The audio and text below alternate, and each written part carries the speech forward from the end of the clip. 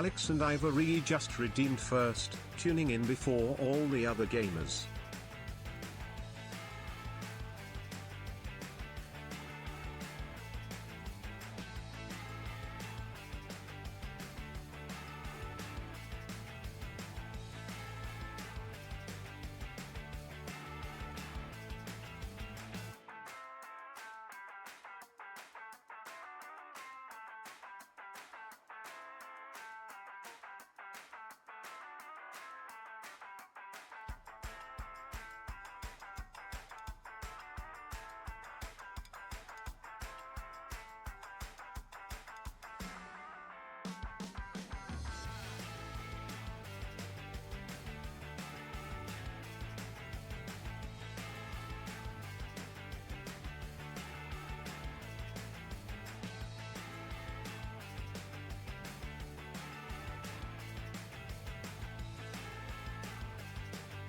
For real?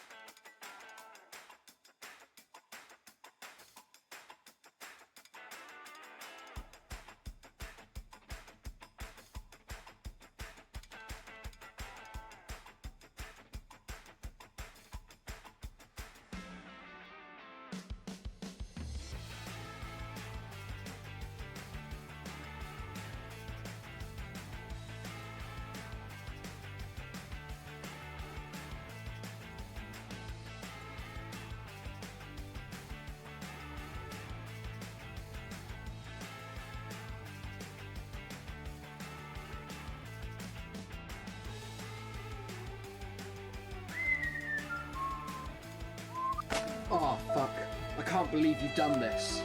Okay, I'm next. why did you name this chest Mushcum? Like, that's truly the most upsetting thing you could have possibly named it. Like, what the fuck?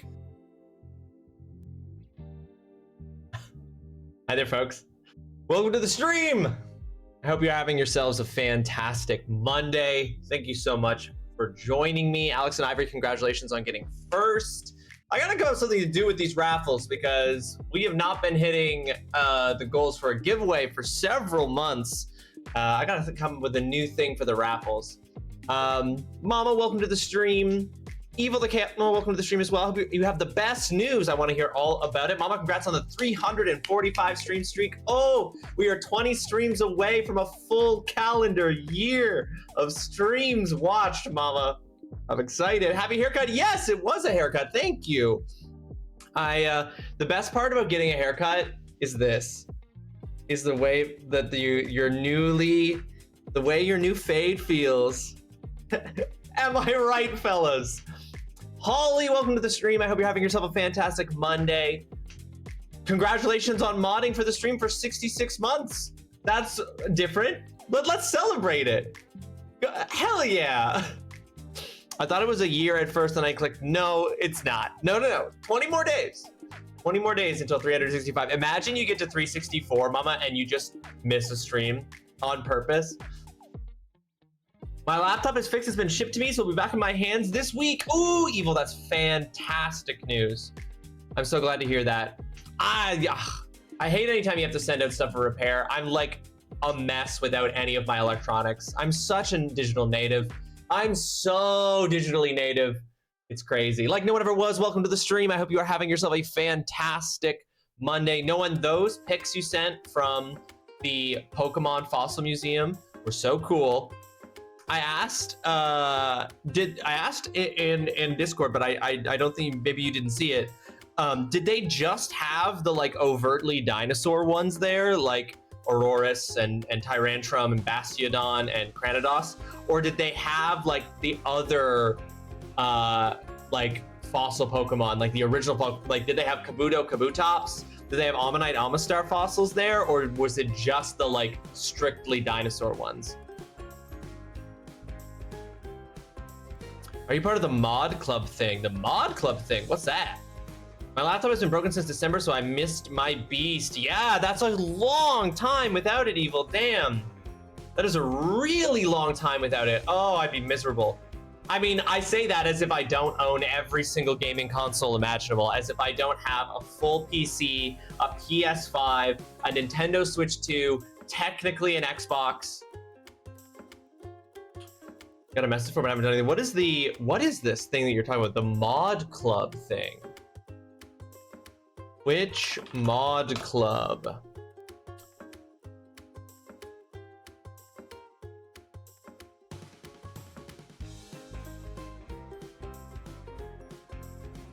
Mod Central is a community for all the mods of streamers that are either partnered or part of a professional organization. And then there's something about a mod founder. Twitch Global Badge now available, mod founder. Apply and get accepted into the Twitch Moderators Club.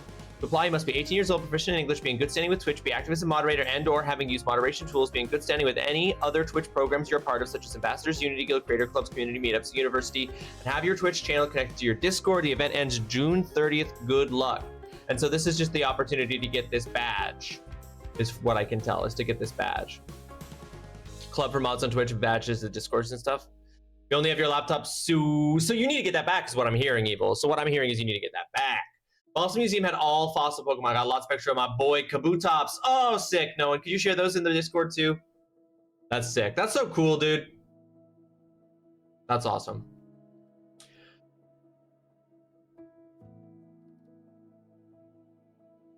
I got a notification today that a do you remember how I was talking about how I was looking for some kind of pro controller style thing like the Steam controller that I could use on Switch and PlayStation? We had this little conversation with Motley.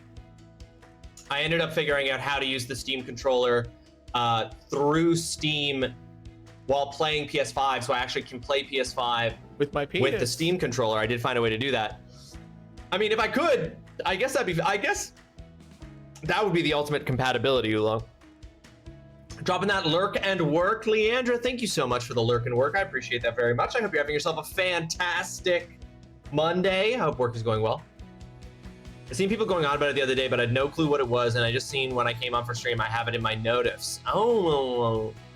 Now, I mean, obviously that badge would be cool. I'd want that badge. I get it. I get wanting it. But anyway, I ordered, because I figured out how to use the Steam controller as a, with the PlayStation so that I can use that with the PlayStation. It really just left the Switch.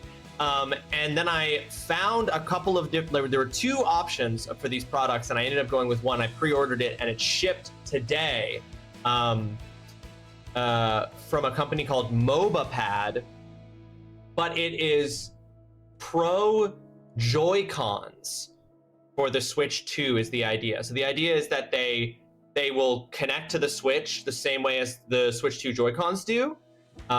They click into place like with the magnets for the Switch 2, but they also disconnect and then can be used as a controller or loose and free over Bluetooth. But they're bigger than the Joy-Cons are, and they have kind of like grips on them a bit to make them more comfortable to hold. And they have back buttons and they have extra buttons on the front and stuff. So, and I think they have an extra trigger button as well. So basically it's a Pro controller that I could use both as a controller when I'm on my TV playing my Switch 2, but also gives a Pro controller functionality when I'm using the Switch 2 in handheld mode, which I find I use it in handheld mode a lot more. I hope they're good. You know what I mean? Did you even check the link I posted in your Discord? Which link?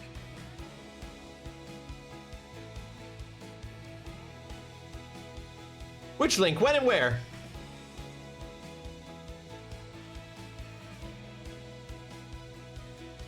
Dope. That's so sick. No one. Oh, look at it. That's so cool. That Bastiodon looks sick.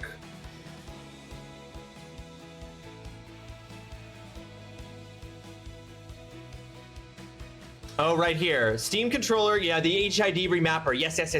I actually knew about that, Oolong, before you posted that.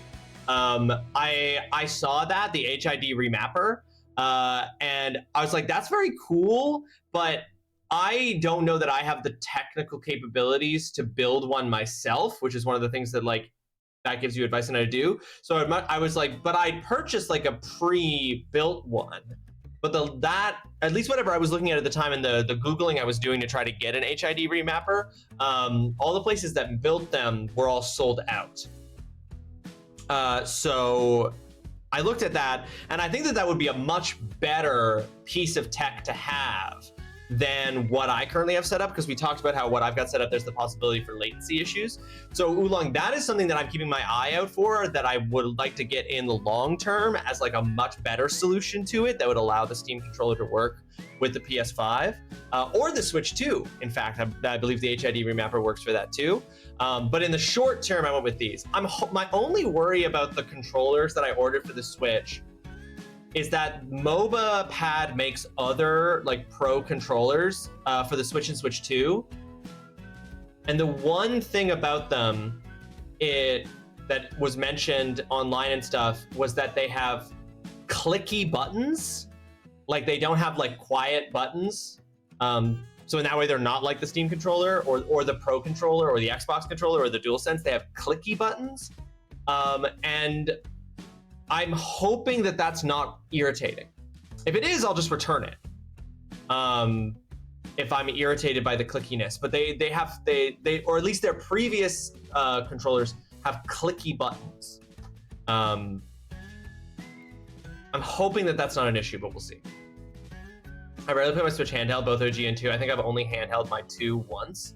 I usually play the Switch 2 handheld because I'll be hanging out with Megan in our living room, and she will be watching something on Netflix, or she'll be watching something on TV, and I'll be playing the Switch 2 in handheld mode because she's using the TV. So handheld mode for the Switch 2 for me is really where I think I probably pay, which is probably where I play the Switch 2 most often, is in handheld mode. You think clicky buttons would piss you off? Yeah, I'm hoping that I don't find the clicky buttons distracting. I'm also hoping that Megan doesn't find the clicky buttons distracting, because if I'm sitting on the couch playing with it while she's watching TV and she's getting bothered by the clicky buttons, that's gonna be a problem. In which case I'll return them.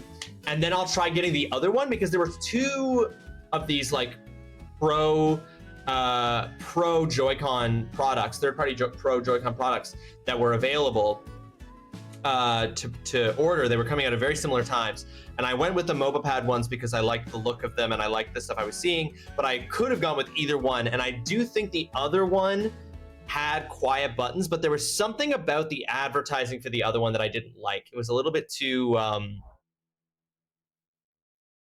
like, it looked like all their advertising was AI generated, whereas the MobaPad ones had like actual like people using them videos.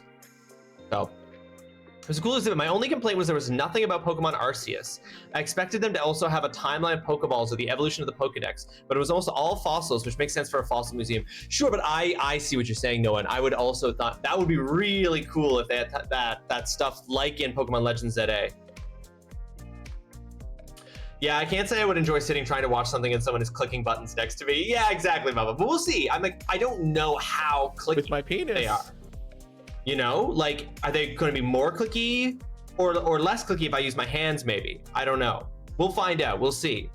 But the point is, I've got that coming, and I will report back on how those work and feel, and if I'm going to return them or not. If I return them because they're distractingly clicky, then hopefully I can order the other version that was available. What was the other version? I've gotten so many ads for them. I bet I could get it up. Third-party Switch 2 Joy-Cons. Yes, okay, so I ordered the MobaPad M12 HD Switch 2 Joy-Cons, which have TMR Hall Effect joysticks, which are the kind of joysticks that don't get stick drift, swappable directional pads, so the D-pad is swap out with other versions, HD rumble, and mechanical buttons. That's the thing that makes them clicky, is that they're mechanical buttons. But the other ones I could have ordered, and I will go for if I end up not liking these MobaPad ones, are, what are these called? Hold on, where's the name? The Nixia, or Nixie, NYXI, the Nixie Hyperion 3 wireless joypad for Switch 2. Also has all effect joysticks, ergonomic design, replaceable D-pad, but this one I think has quiet. This one was more expensive. That's why I didn't get it. I didn't get this one because it was more expensive, but because it not only does it have soft buttons, but it also has RGB built into the controller. So like the thumbstick padding, the like ring around the thumbstick is RGB. And there are 2 little like RGB lights on the controllers themselves. So like that added cost to it. So it was like $30 or $40 more expensive for these than it was. No, sorry, it was more than that. This was $60 more expensive. Although they are on sale right now to match the price of the MobaPads. So if I don't like the clickiness of the MobaPads, I might return them and get this instead.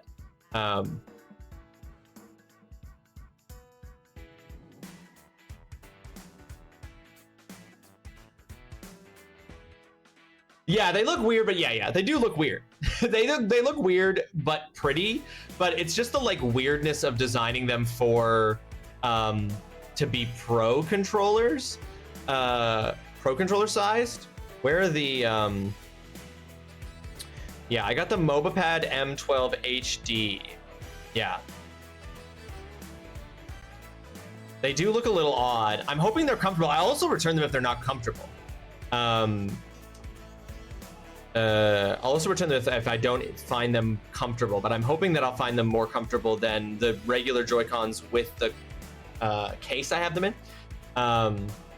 The Nixie ones I didn't like as the look of as much, and I didn't like the extra cost, but I would get those if I don't like the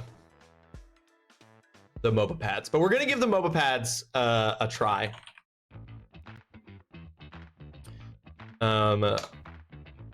Yeah, and we'll see how that goes.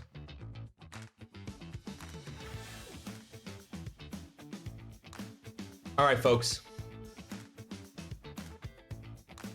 So that's going on with that. I'll report back. I should have. I don't know when I'm going to get those. I don't know when they're going to arrive. I've got shipping details.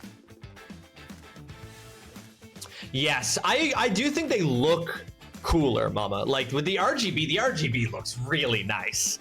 The RGB looks really nice with the Nixie ones, but they're $60, and I think they're $60 USD, which is even more Canadian. But they are $60 more expensive than the MOBA pads were. And so I decided to go for the ergonomic comfort element, which I'm hoping that will make for when holding it in handheld mode, and the programmable buttons, extra programmable buttons. I decided to go for the cheaper version, and then I'll go for the more expensive version. Hopefully, then I don't know how long that sale's going to be, but only if the regular ones don't work. Even though they do look nicer, they look so much nicer with the RGB and stuff. Okay, a few things about the fact that it is June 1st today, folks. First and foremost, I'm going to put this in Discord. I'm going to put, well, I don't need to put it in Discord. I'll put it in Discord later. Remind me to put it in Discord. A few things about June 1st. Today is Adam's birthday. Adam doesn't come around the stream anymore because he's a busy man who plays rugby on Saturdays. But happy birthday. My schedule is off. Thank you. I do need to fix that. I have it ready to go. I just forgot to swap it before I went live. Thank you, Mama.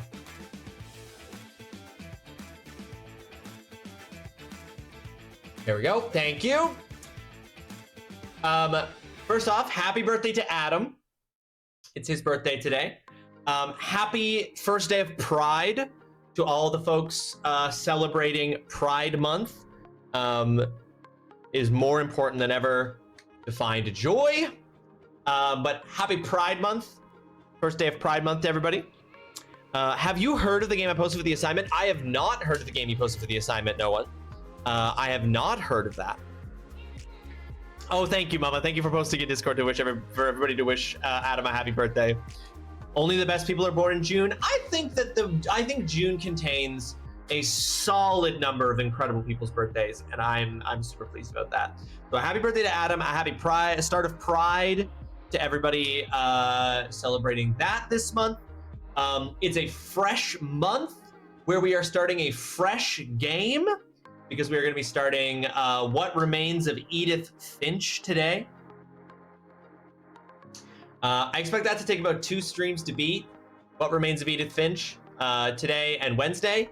Then there'll be no stream on Saturday. I'm not going to be doing a stream on Saturday. Instead, I'll be spending Saturday with my wife, celebrating my birthday, which is actually on the Friday, but we'll be celebrating with our friends on the Friday, and then it'll be just me and her celebrating on Saturday. And then next week, we will be starting Final Fantasy IX on Monday. Now, I believe I will be able to stream on Wednesday. Rossifer. TrulyRawesome. Hi, Tay. Welcome to the stream. I hope you have yourself a fantastic Monday. Great to see you. So we'll be starting Final Fantasy IX next week on Monday. I believe I will be able to still stream on Wednesday. I leave for a conference in another city Wednesday. I have to double check that it will be fine if I don't check into my Verbo booking until like 8 or 9 p.m. as long as that's not going to be an issue. I don't think it will be, but I have to just double check that. In which case I will be fully streaming that day. If I have to check in at an earlier time, then I may have to cancel stream on Wednesday, but then I won't be streaming next Saturday either on June 13th because I will be at that conference, so I won't be able to stream there. Yeah, I figure as much, because it's probably just going to be like, they're just probably going to leave the key or the code or whatever. They're going to send me an email with the code, or they're going to leave the key in a lockbox with the code or something, right? So like, I don't think it's going to be an issue at all, but I just want to verify before I commit to anything. Cal's B-Day is also in June. Look at that, just another beautiful June baby. What a beautiful baby boy. Folks, that reminds me, Tay, apologies that we canceled Hell Diapers stream on Saturday. We lost Cal because Cal was dealing with a terrible, difficult emergency situation in his complex, and so had to bail or wasn't confident that he was going to be available, so we just decided to cancel it, and we will be rescheduling Hell Diapers for hopefully for the end of June. I originally reached out to the Hell Diapers and asked if June 20th or 27th they would be available. I actually don't think I'm available on June 20th either. I think the first 3 Saturdays of June are all going to be canceled streams because my parents are visiting this weekend, and then they're doing a road trip through part of Ontario, and then they're swinging back through here on their way home, and so I will probably not stream on the Saturday that they're here, because we're probably going to try to go for a hike or something during the day to celebrate. And there's a party that you want Cal to go with you on the 20th. Well, that works out perfectly, Tay. Then we won't be playing. Then Hell Diapers will most likely, assuming that this is good with all the Hell Diapers, will most likely be rescheduled for the end of this month instead of the end of May. It'll be rescheduled to the end of June, but I will get back to you with confirmation of all that once I actually know. Mama really out here advocating for July being where the best people are born. I understand that. Your dad also born in June or also born in July? Mama, sorry, I think I lost the thread there a bit.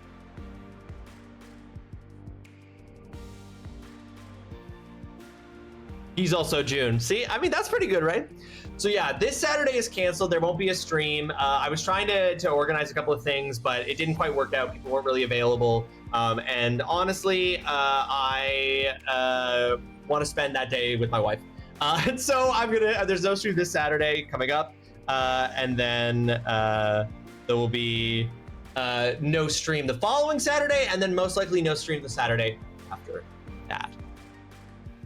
Rivals Day will not happen, Tay. Yeah, Rivals Day was going to be on the Saturday here as a birthday celebration stream on Saturday, but didn't end up having enough people or the people that I really wanted to. The number of people I really wanted to make that happen weren't available. So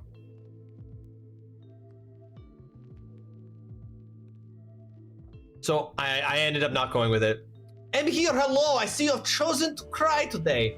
Well, Dutson, here's my secret, Dutson. I've been on the verge of crying for the last few weeks. I'm not having a real problem with anxiety for the last few weeks. And I think that it's just because my gut biome is in an absolute disaster. I don't think that I think my gut biome has been very fucked up. And so I'm trying some stuff. I'm making some slight adjustments to my diet for the next few weeks to see if it has an effect, because I think that this is your mood is often affected by your gut biome. And so my butt biome may be affecting Now, Tay, it's interesting you say that, Tay, because I actually think that might be one of the sources of my gut biome disaster mood anxiety effects. Tay, is actually that I've been eating yogurt has become a daily part of my diet for the last few months, and technically I'm allergic to dairy, but for the last 8 years I've been I've been playing very fast and loose with that, and I think that over the last few weeks I have been really hitting the dairy hard in a lot of ways, and I think that I'm finally starting to hit a threshold where it's having a negative consequence on my body and on my because I've been noticing I've had heightened anxiety levels for the last few weeks, and a consistently kind of like upset stomach in the evening. like my feeling very kind of queasy and nauseous, you know, later in the day and stuff. And so I think you know, sometimes the simple solution is often correct. And the simplest solution is that I have an allergy to dairy. I've always had an allergy to dairy. And it may have gotten milder in my adulthood, but it's still there.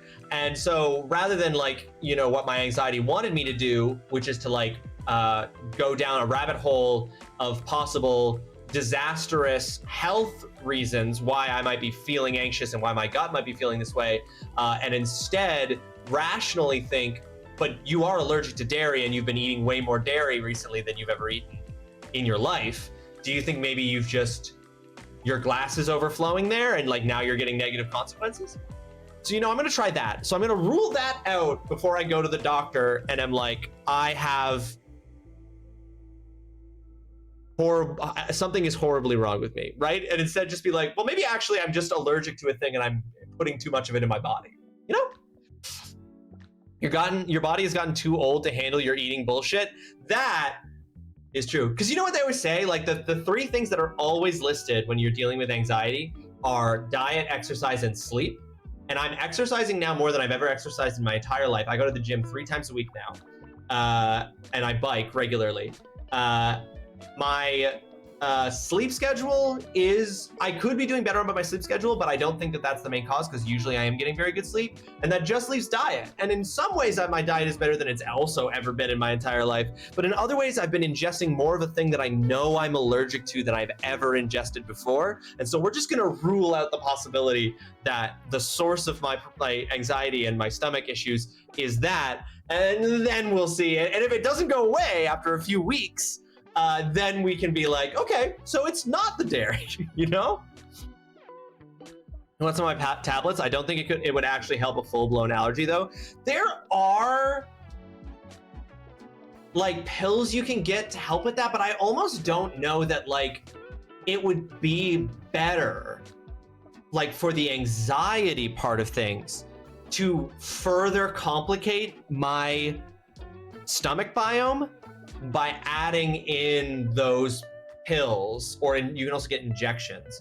Adding those to the mix seems like a bad idea. Yeah, and I was reading about that last night, Oolong, that like people who have allergies, it can be the lactose, it can also be something else in dairy products. Begins with a C.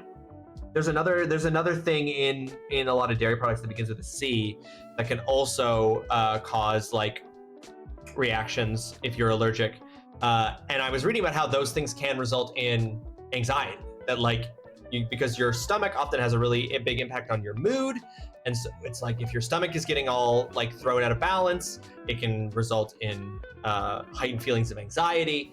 And so I'm like, you know what, this is actually a very simple Occam's razor kind of explanation for what I've been dealing with, so I'm going to, that's it. Thank you, Oolong. Casein, that is exactly what I mean. So I was like, let's just try ruling this out as a culprit. And then if it doesn't go away after a few weeks of sort of avoiding dairy intake, then I can go from there. But yeah, just trying to identify it and deal with it, because yeah, it sucks. It sucks, you know what I mean? And you know, not only am I going to the gym 3 times a week now, yesterday, Megan and I helped Megan and my in-laws move someone.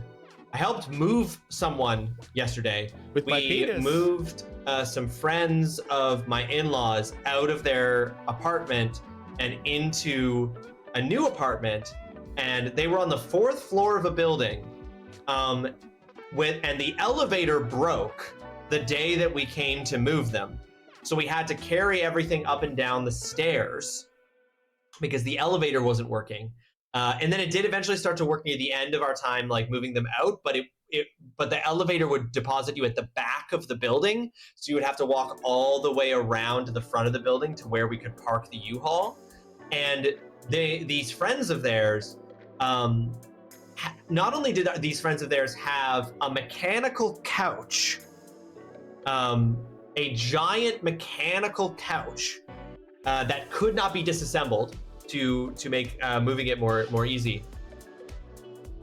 They also had mechanical bed frames. Like they had bed frames that like you could use like a remote to like make them like lift up so that you could be like, you know, kind of like lift it up, or it would lift your legs up and stuff. Like it was mechanical, and they were so fucking heavy, and we didn't have a functional elevator, and it was exhausting, and I'm extremely sore from helping them move out of that place and then into their new place. Alex and Ivory, welcome to the stream. I hope you're having yourself a fantastic Monday. Thank you so much for joining us. Welcome to being 30 plus. Now when you go to sleep, your body downloads new pain DLC. Yeah, I go to the gym 3 times a week. I exercise, which does make you feel better, and is supposed to be good for you, and is supposed to make you happy and healthy and stronger and all these things. And I'm like, it is doing that, but also I go to bed and I lie down, and sometimes I stretch and I discover new sources of pain. Like this muscle right here, where like between like your armpit and your chest, why does this hurt all the time now? Is it because I'm working it for the first time ever? Yes. Alex, I mean, they did seem like they were dope mattresses that or dope bed frames that they could like, you could incline and decline. I took the day off for a dentist appointment, and now I don't want to do the work I promised myself I would. Now see, Tay, this is a never-ending struggle, right? Now I'm fun employed. I also, oh God, also guys, on Friday, so you guys know I was applying for EI. On Friday, I finally got a notification, like literally 21 days after I applied for EI, the day before rent was due. I got a notification from the employment insurance website, and when I went and checked it, they said that my EI had been approved, that I had been paid for exactly 1 week, and that was it, and that they weren't going to give me any more money, that they had paid me for 1 week of EI coverage, and that was my final payment. Joy is ephemeral, pain is forever. Yes, it is. Because I absolutely qualify for more than that. And so I called into their office, like in a bit, honestly, of like a rage panic, because I was like, I am not working for the next 3 months. I really need EI to cover expenses, because I mean, I'd rather not dip into my savings any more than I've already had to recently for some stuff. But I really don't want to dip into my expenses, and I won't be working again until September. But thankfully I called in, and they explained what happened and what's going to happen, and the person seemed 100% confident that I was going to get EI for the rest of the summer. That will be approved. And they explained what happened, but basically what happened is that the system is designed to cause the maximum amount of stress and panic possible for no reason. Because I got told I had received my final EI payment, but it's not my final EI payment. And I don't want to get into it because it's confusing, but effectively what happened is that the reason they told me it was my final EI payment is because the first week I qualified for EI was technically the last week before the 1 year mark from when I last got EI.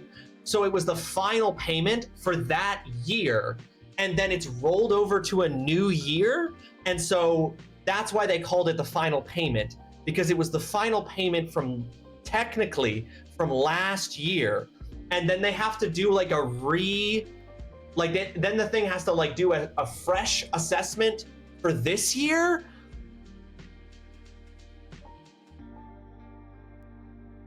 Anyway, the point is, everything's fine, and I'm not panicking, and I didn't want to punch a monitor and cry on Friday while I was on hold trying to figure all that out. You should do EI for the summer, Tay. You should do EI. I did it last year in between teaching. Because as long as you work a certain amount of time within a year, you do it. Yeah, there's like tax stuff that you have to do then because you got EI, but like, you know, that's what it's there for. And you pay into EI on every paycheck that you get anyway in Canada. So like, you should absolutely go for it and you probably qualify. I definitely do. I just have to like, still have to wait another like week or two before they'll like approve it all. And then I'll be able to just immediately get a lump sum EI payment for the entire month of May and the first half of June, all at once. I had chips and salsa last night for a snack, and it gave me the worst indigestion to the point where several times I thought I was going to throw up. And don't get me started on the fly. Damn, that's rough. Gotta make things as difficult as possible so as many people as possible will not bother to do it. Exactly, Oolong, exactly. Because even though it's a system that is literally exists to give Canadians money that they put their like I am only getting EI because I put money into EI on every paycheck I get. A percentage is taken off from taxes and stuff and put into EI for exactly this reason. And they still have to make it as difficult as possible for me to access that money that only exists to give to me. In the event that something like this happens, where I'm unemployed for a set period of time through no fault of my own. When I was calling them to extend my benefits because my leave was extended, it took maybe 10 minutes, but I was on hold with them for 55. It's so stupid. Just probably a lot, lots of people are calling in. And sometimes with way more complicated stuff, you know? I'm working at the restaurant at the beginning of the summer, so I probably won't qualify until August. But even still, like even to just get it for like a month or two, yeah, like go for it, Tay. Like you're paying into it, so you may as well. My gosh, that's a lot of stuff. That's all stuff that's been going on. That's all stuff that's been happening. But everything's good. But otherwise, everything's good. Everything's great. You know, everything's splendid. But genuinely, everything is splendid. Everything's wonderful. Ended up spending Saturday, since we canceled Hell Diapers, Megan and I we walked to a nearby park. It was a beautiful day, perfect temperature. We walked to a nearby park. We played some cards, and then we just sort of like lounged in the sun, and I read, and then we walked to a local bookstore, and we looked at some books there, and Megan picked up a book, and I was going to pick up a book, but please see everything I just said about EI. I didn't end up buying a book because hardcover books are now, well, some hardcover books now are $40 Canadian. I remember when they used to, I remember back in my day when they used to be $25, but now they're $40 for a hardcover. Or in the case of one book I found there that I was so interested in, but could not justify purchasing, one hardcover book there was $60. I really wanted to pick up the first book in the Dungeon Crawler Carl series. I know some people in chat have read this. Who in chat? No one? I think maybe you have? Tay, have you? Mama, I don't think you've read it. You have read it. I really wanted to pick up the first book in the Dungeon Crawler Carl series. Leandra, you've also read it. Those of you who've read it, Leandra, you said it in all caps, which seems encouraging. What, are they good? Are the Dungeon Crawler Carl books as good as they seem to be being made out to be?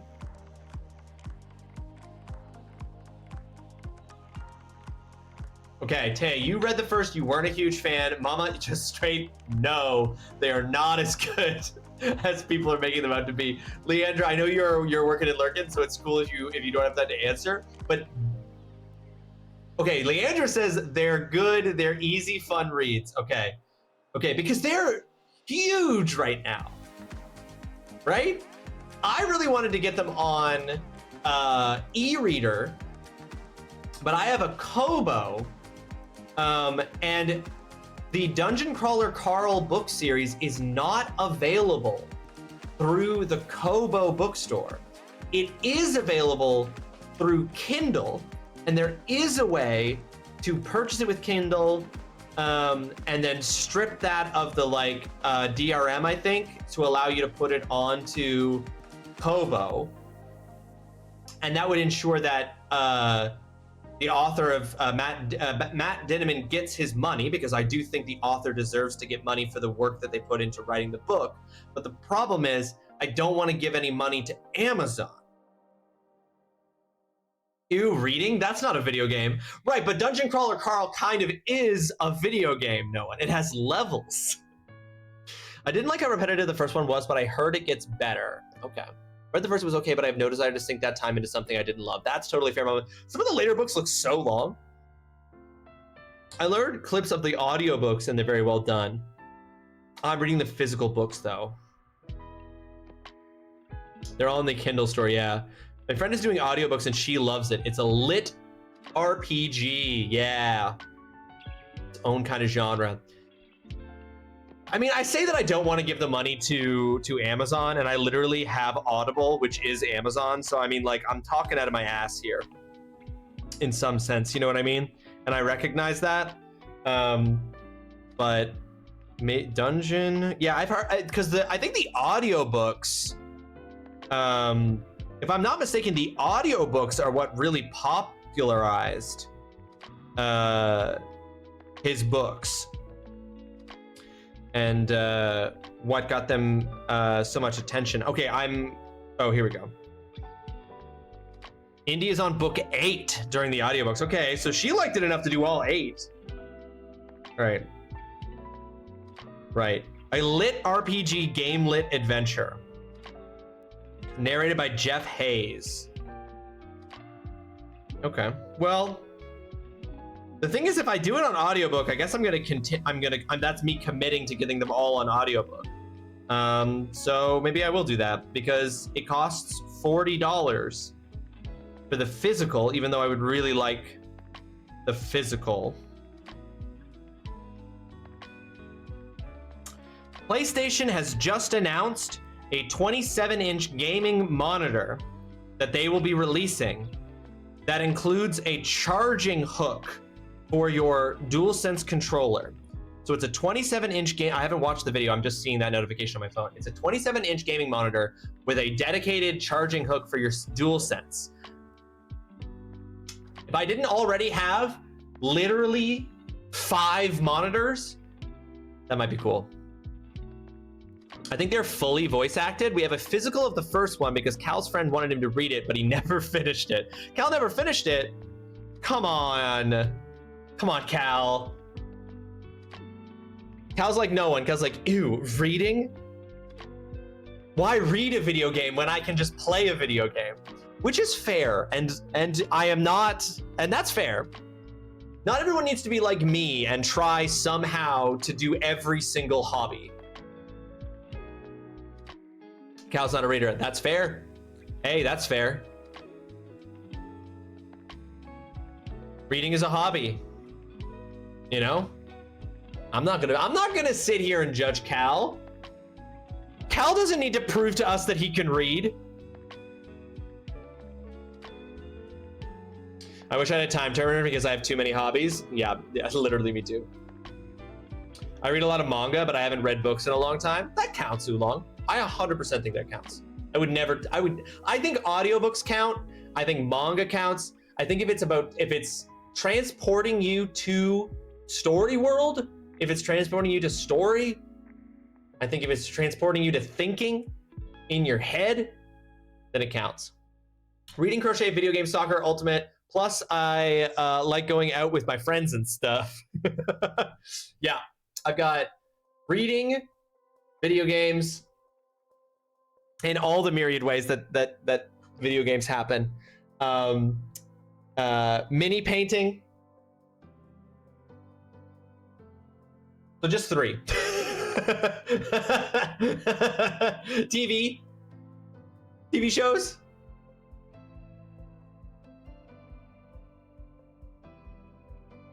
Video games is a big one. When you stream and you play video games and you do video games for work,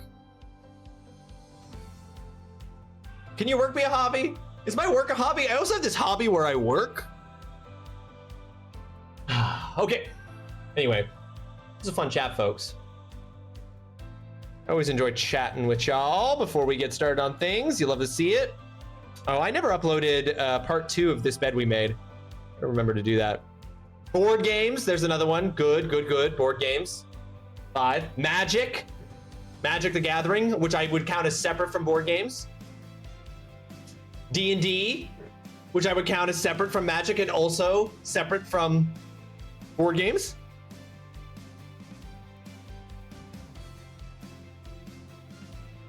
Oh my god, Frankie has been playing that Tamagotchi thing, whatever it is. She made me, and apparently my person is sociable, and I found that hilarious. The Tamagotchi life game, yeah. Cycling and gym, oh yeah, we can count those. Sure, I like to go on bike rides.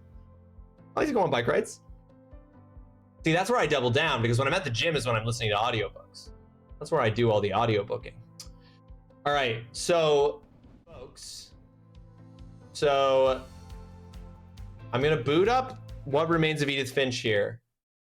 Which may be a little tricky when it first launches, because this game doesn't have a menu. You are just in the game. And I know this because I started playing it, or I launched it right before stream intending to have it up and ready to go. And instead what happened was that it just started playing the game, and that's what's happening right now. And I really want to move it to a different monitor than the one it's currently on.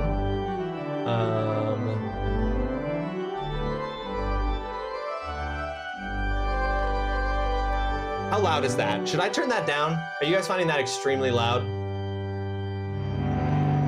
Yeah, okay, yeah, we're gonna do something here. We're gonna bring it down. We're gonna bring it down. Sorry, guys. Okay. So this is just in the game. Like, we're already in it. And there we go. Okay. Graphics. Oh God, what have I done?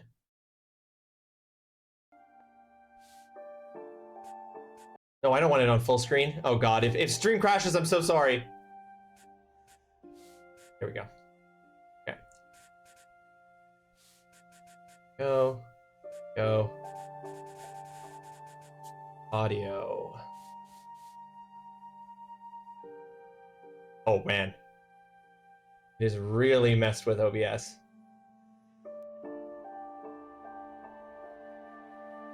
Also, why is it like that? Hold on a second.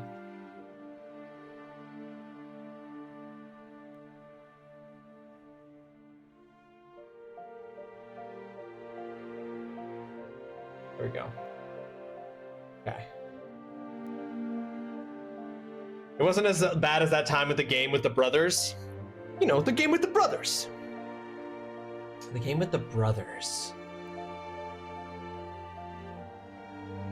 What game was the game with the brothers?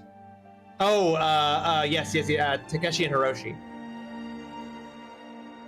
Mario? No, okay. So we're gonna turn up the mouse sensitivity just a twitch, because I'm a gamer. Yeah, I want to start from the start so that we're getting the full experience.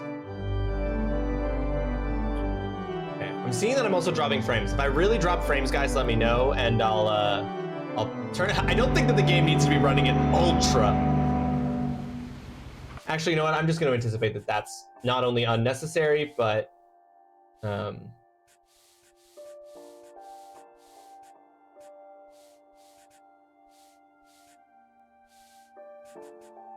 don't auto-detect all, just trust me on this.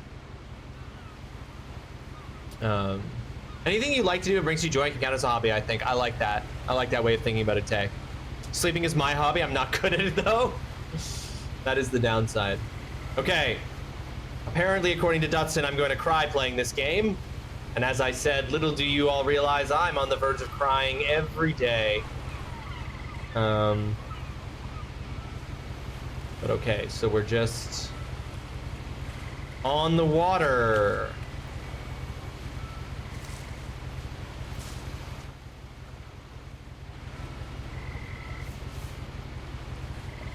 A lot of this isn't going to make sense to you. and I'm sorry about that. I'm just gonna start at the beginning, with the house.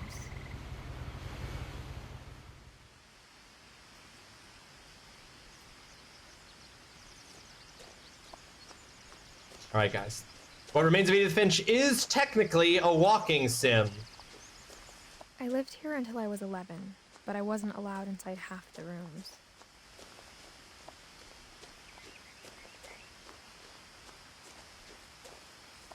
I had the instinct to see if I could. Inside the mailbox were bills from 7 years ago, marked urgent, open immediately. Yeah, we didn't. The arm cast is a weird way to start the game. Yeah, it tells me something. I'm so tired and feeling so ick. I don't know if I can watch this. Oh, that's okay, Holly. I understand if you're not feeling good. And you're worried about the emotional quality of this. I hadn't been back since my brother Lewis's funeral.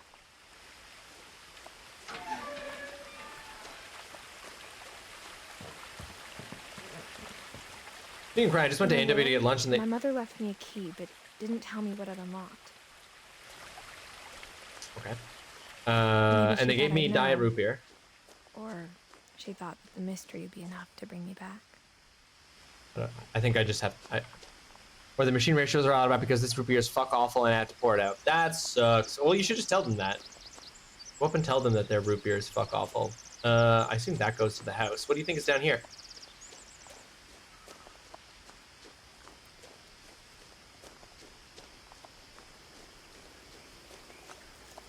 Maybe there's no difference.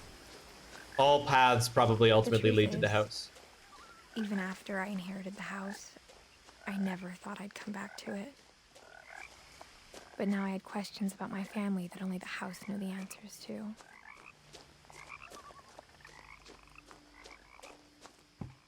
The woods around the house have always been uncomfortably silent. As if they're about to say something, but never do. There's so many croaking frogs, girl.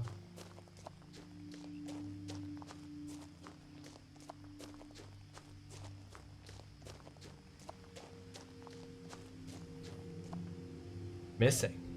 Who's missing?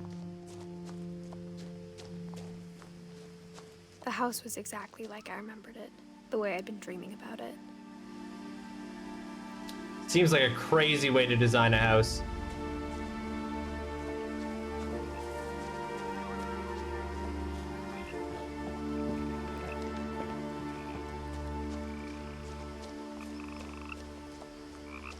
I asked Edie once about the dragon in the pond. She said it had killed her husband. I was 6. It seemed like an odd joke to me, even then. Dragon killed her husband. Who was missing?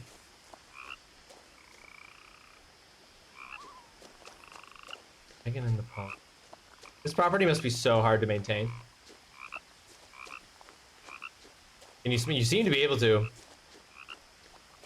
Smash your face on the text, that is, I mean. That is, I'm going to try and do a limited time smash burger. The house made me uncomfortable in a way I couldn't put into words.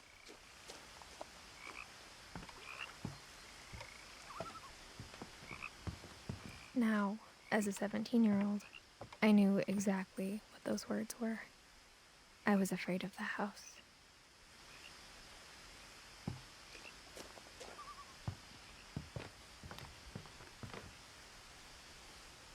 I hoped the key might unlock the front door.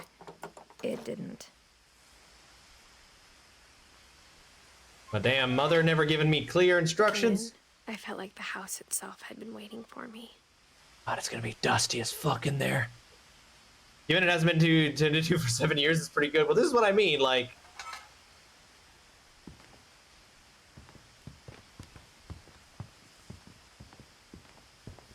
It does feel like it's been attended to. It's like the house in Blueprints.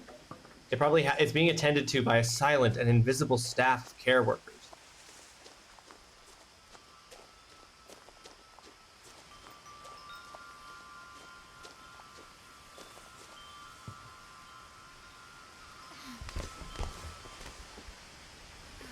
Gotta crawl in through the back like a dog. It was easier when I was 11.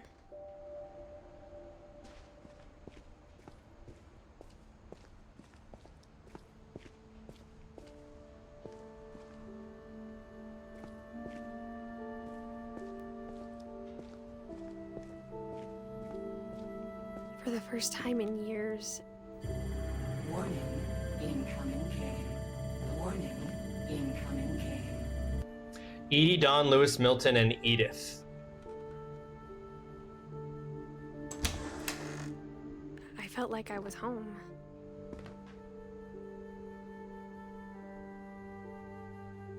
A lot of books in here. But instead of a family, there were just memories of one. Edith, Edie's the grandmother. Don, Lewis the brother. In loving memory, Lewis Finch. September 27th, 1988.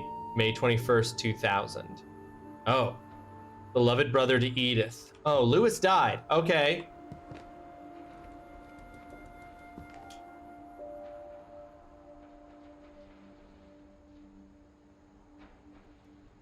Update, this is maybe the worst smash burger I've ever had. It's not like inedible bad, but it sucks compared to anywhere that actually does smash burgers. I'm not surprised to hear that. Like how after Lewis started working at the cannery, we all got sick of eating salmon. Except our cat, Molly.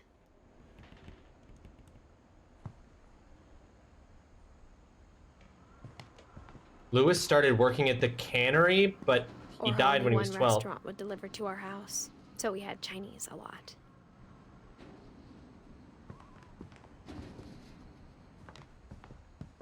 Must have been, it was 1988. But it said that he died in 2000. Yeah, 1988, and it said 2000. Well, it's very blurry text. Maybe I misread it. The table was still a wreck from the night we left. It was like a bomb had gone off, killing everyone but sparing the furniture. Oh, God, it's going to stink to high heaven of...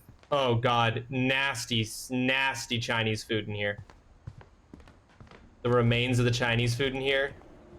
Absolutely horrendous My smell mom in here. was the only one of us who could imagine Great Grandma Edie living in a nursing home. All right, folks, we're pausing for the ad break. 1988, so 22. No, that would be if he died in 2010. He'd be 22 if he died in 2010, but I thought it said 2000. It must have said 2010, though. You're right, because there's no way that this is... that he was working in... Oh, yeah, it is. In fact, we can see it right here. 1988 to 2010. So he was 22. So he was old enough to be working at a canning factory. Edith, 1999 until Milton. Oh, shit. Milton, 1992 to 2003. So Milton died when Milton was 9 years old.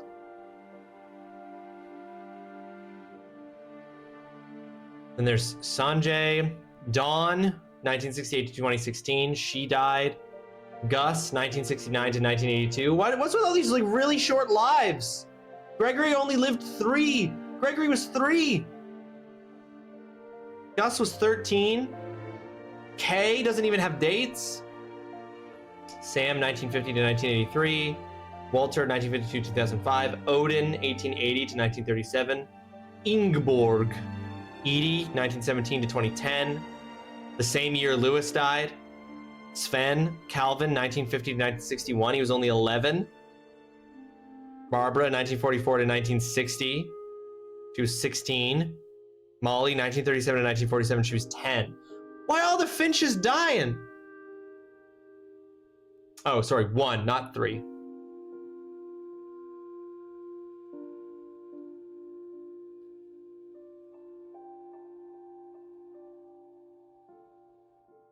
In my head, it was 1966 or something. I don't know. I was just saying numbers. The point is, young. Why did I think it was 3? Why did I think 1976 to 1977 was... Why?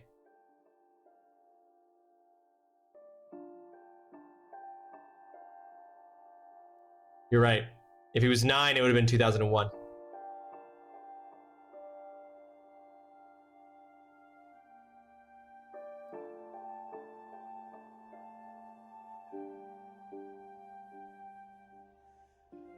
Dang, this family having a hard time is what I'm picking up from this.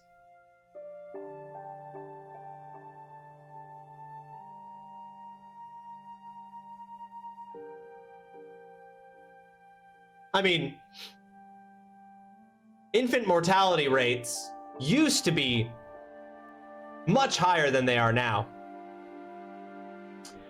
But not this high for one family, you know?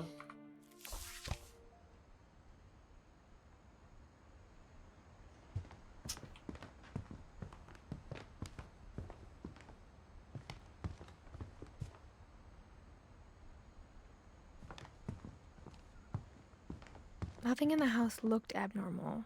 There was just too much of it, like a smile with too many teeth.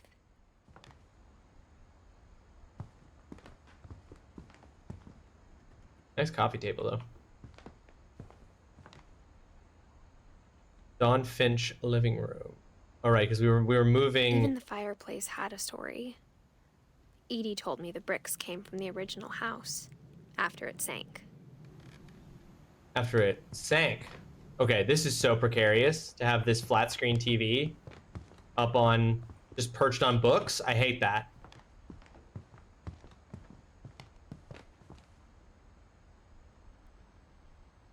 Creepy hallway bugs, we love it.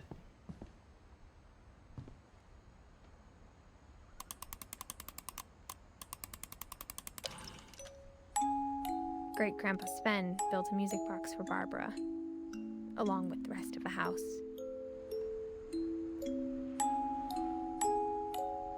Great-Grandpa Sven.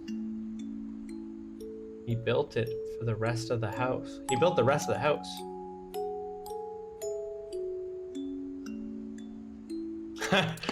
Jump scare will come back when it's a jump scare game.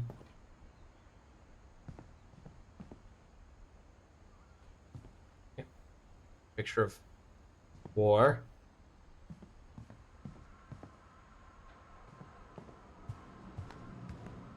Back in.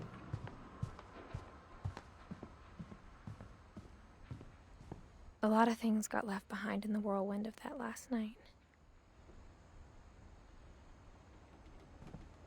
My mom wasn't much of an optimist, but she never stopped believing that my brother Milton was alive. Oh, so he went missing, presumed dead.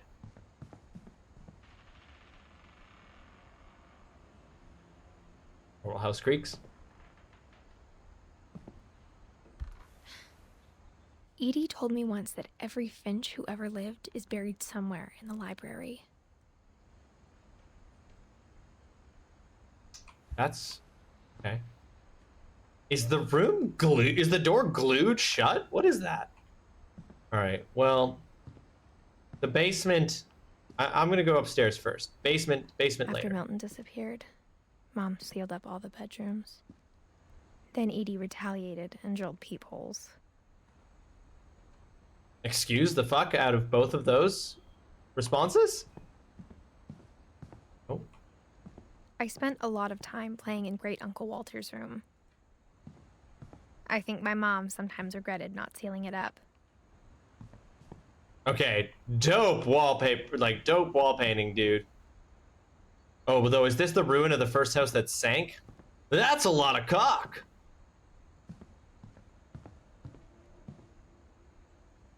Lewis told me there were secret passages, but I never believed him. 20,000 leagues under the Turns out, sea. my mom was really good at keeping secrets. Oh. Oh my That was how I god. found out what my mom had been afraid of. Oh my god, guys. Secret passage. Secret tunnel. Hulk. From the paintings on the wall, it was clear my brother Milton had been here before me.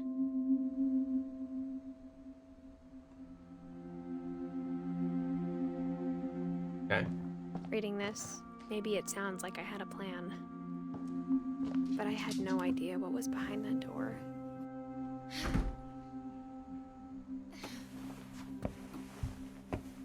Just like I had no idea where all this was gonna lead. Saving Orca Island Caves. Cool. That is a mask of the Court of Owls from Batman.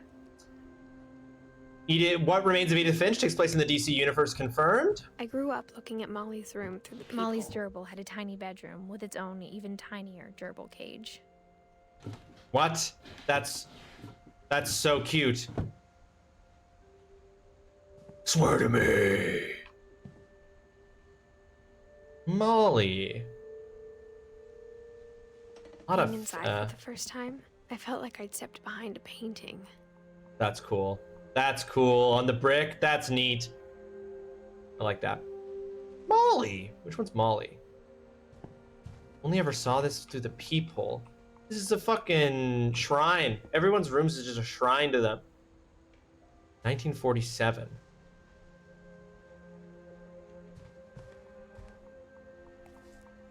Molly Finch. December 13th, 1947. Dear Diary, I'll be gone soon, but I wanted to tell somebody about what's gonna happen. It started when Mom sent me to bed without dinner. I woke up and I was starving, so I looked around for something to eat. The gerbil food was dry, but I didn't mind it.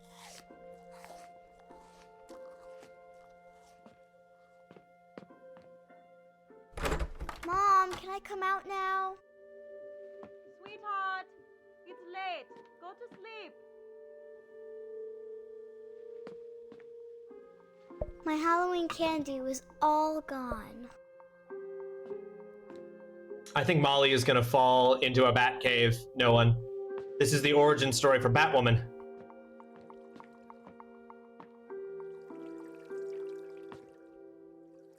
I thought about eating Christopher, but I held back. Okay, first of all, love that the fish disturbed the letters. Second of all, this girl thought about eating her goldfish.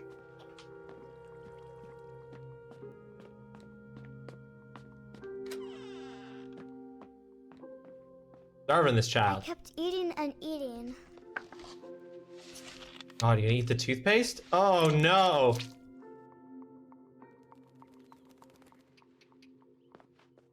I ate a lot of things that night. That was even real? I've only ever seen the holly berries that are plastic. Then I heard chirping outside my window. It was a barn swallow going back to her nest. I reached out for her.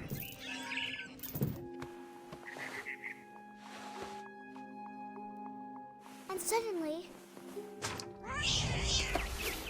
I was a cat. Oh, let's get it! You're mine, bird! I tried to be quiet, but the bird was really scared. You're mine!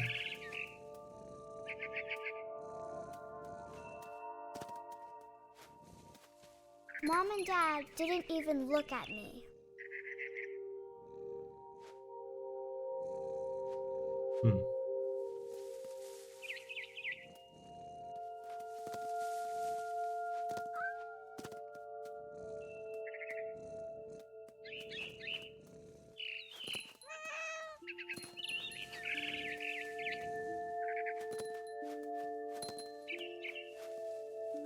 The babies were all gone. Ah, dang it.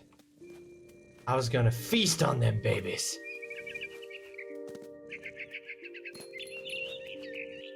I jumped and I almost got her.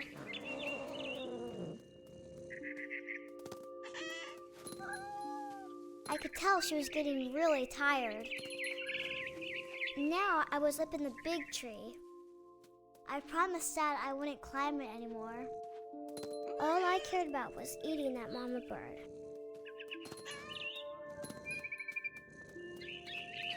I gobbled her up. And suddenly, I was an owl. First, all I heard was the wind. Dude, Then I heard little teeth nibbling in the grass. this dream's dope. What a sick dream.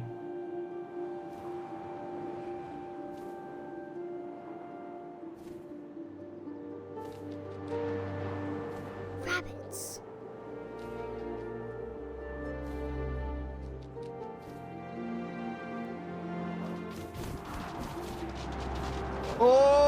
it didn't get you. Oh, I'm gonna get you. I imagined his face looking up and seeing mine through my talons. I swallowed him up, and I didn't chew one bit. Then I flew off to find something bigger. My God.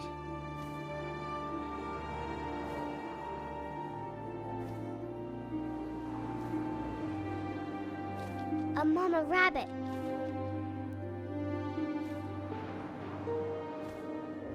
A mama rabbit. Get her! Catch 2 rabbits with only 2 swoops. Scary. I started choking, but I couldn't stop eating. And suddenly, I was a shark. What the hell? This dream is amazing.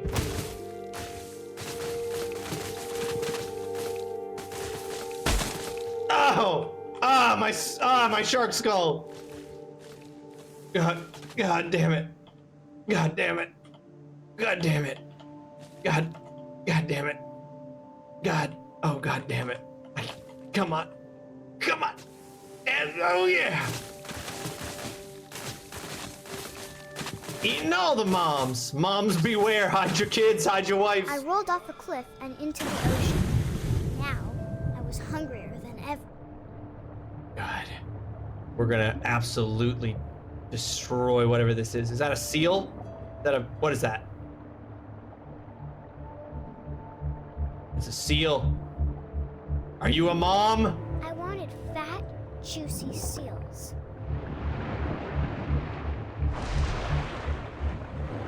I tore off her flipper, and it tasted really good. Oh God. Ollie might not be okay, guys.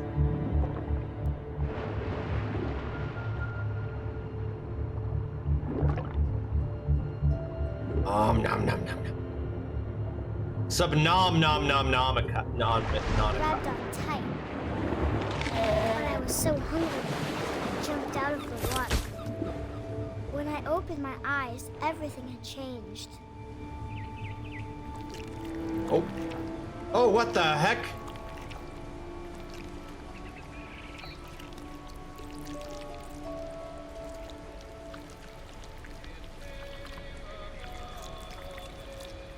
This is how.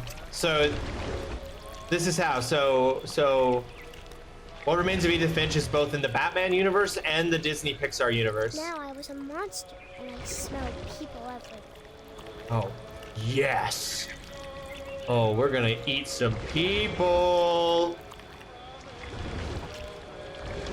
Nope, not that way. My bad. Oh, you're gonna get it.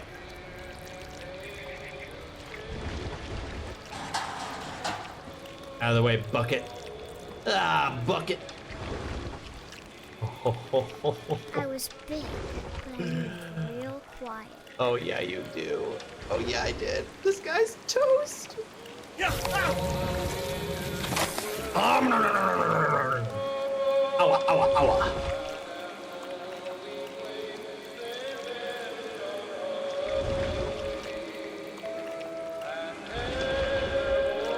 I wanted to stop, but also I didn't.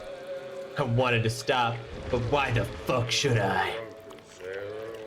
What will you do with a drunken sailor in the morning? Who's in the better?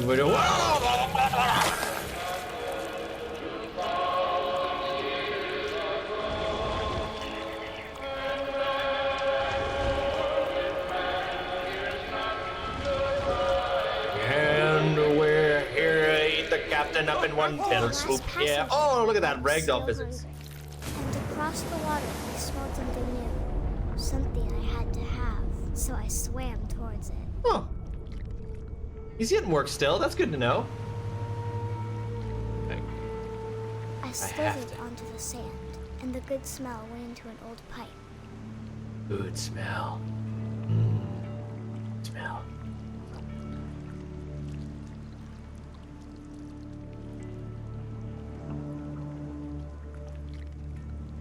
Oh, up, oh, that's a toilet. Oh my God. I'm a little toilet. Oh God, I've backtracked on my own. I saw where the I got the closer tentacle and begins. closer. You know who smelled good?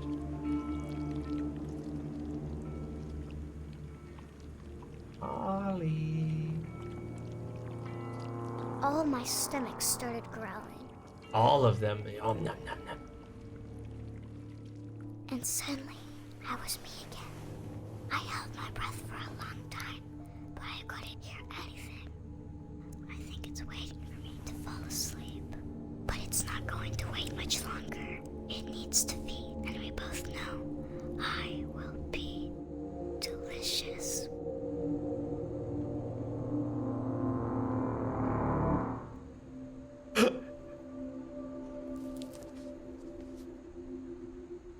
Woo! All right, girl. I'm not sure if I believed all of that, but I'm sure Edie would have. Wait, that's the year was that the night she died?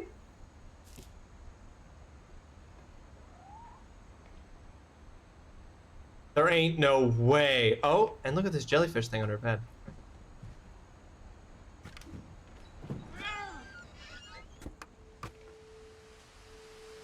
All right, safe as hell. This will be obvious later, but my mom never told me any of these stories. Edie would have, but Mom didn't like bringing up the past. Though, when we adopted a stray kitten, she was the one who named it Molly.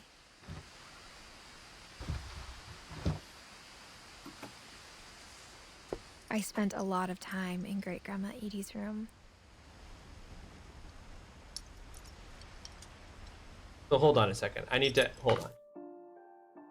Molly was one of Edie's kids. So when we were the cat and we were looking through the window, we saw the old man and the man and woman in here, and it was her mom and dad. That was Edie and Odin. When Edie told people Sven was killed by a dragon, she could also have said he was building a dragon-shaped slide that collapsed. She could have, but she didn't.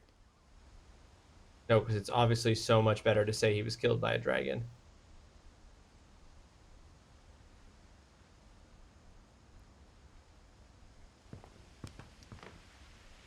One summer, they evacuated the island, but Edie refused to go. For a few weeks, she was a celebrity. Refuses to evacuate because of a little forest fire.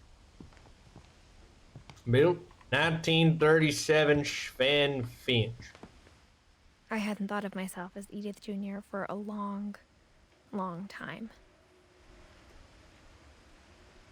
Edie gave a big interview about a mole man living under the Finch house. My mom was furious. Mole man beneath the Finch house. If something bad happens to the kitty, I'm coming for you. Hey, I don't want anything bad to happen to the kitty. Right? If something bad happens to the kitty, it's the game's fault, not mine. Even in her 90s. Sometimes Edie seemed a lot younger than my mother.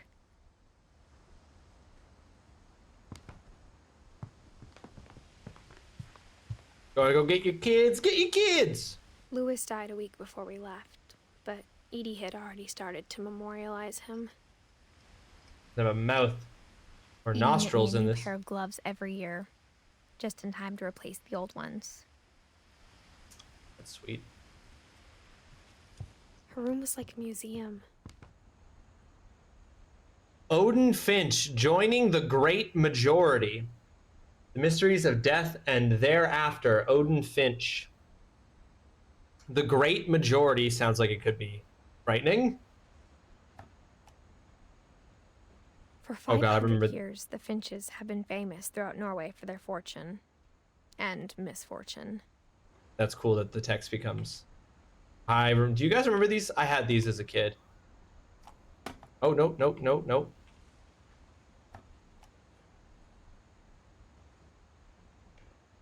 What is up, Slay Boy? Bryn, welcome to the stream. I hope you're having yourself a fantastic Monday. Thank you so much for joining us. How you doing?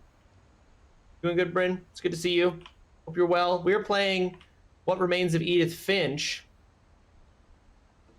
Odin Finch buries the latest victims of the family curse, his wife Ingeborg and their newborn son. Oh, shit. Oh, fuck. Currently packing for the big move. Oh, dang, Bryn. Oh, dang. When are you moving? When's the move date?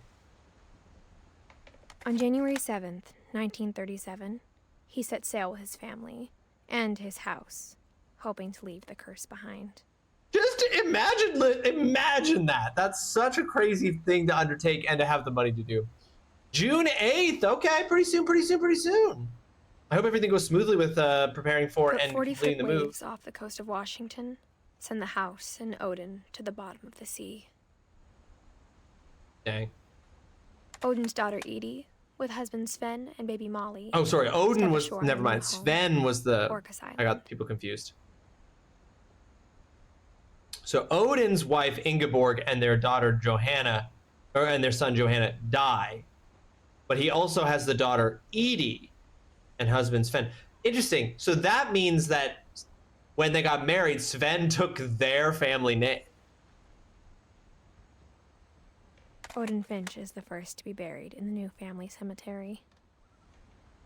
You died. His daughter Edie is already dreaming of a new Finch house.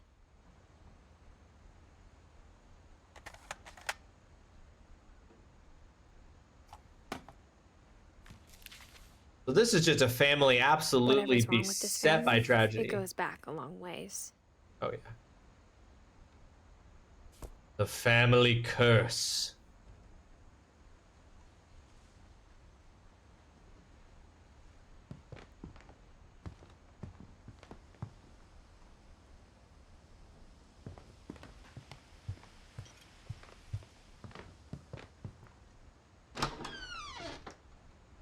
Wow.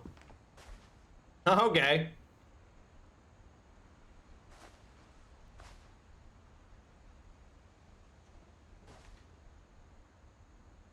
The only trace Grandpa Sam's first wife Kay left on the house was the pink bathroom. It was a pretty big trace. Yeah, I should say.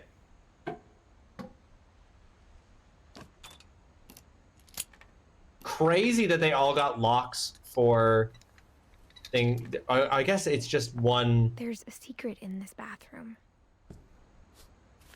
It's in the last place you would look. It isn't in the cupboard. It's hidden in this book. Makes sense that they don't have the same key. Extremely long carpet, Ivory, and carpet in the bathroom. That carpet is gross. Sven gave Sam an old camera he'd refurbished. He never put it down.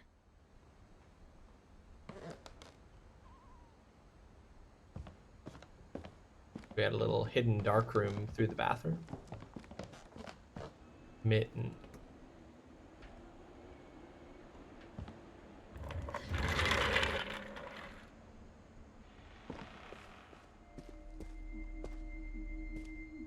Explore the universe. Fort Calvin. Fort Sam. Join, fight, enlist. Soldier and astronaut. Captured.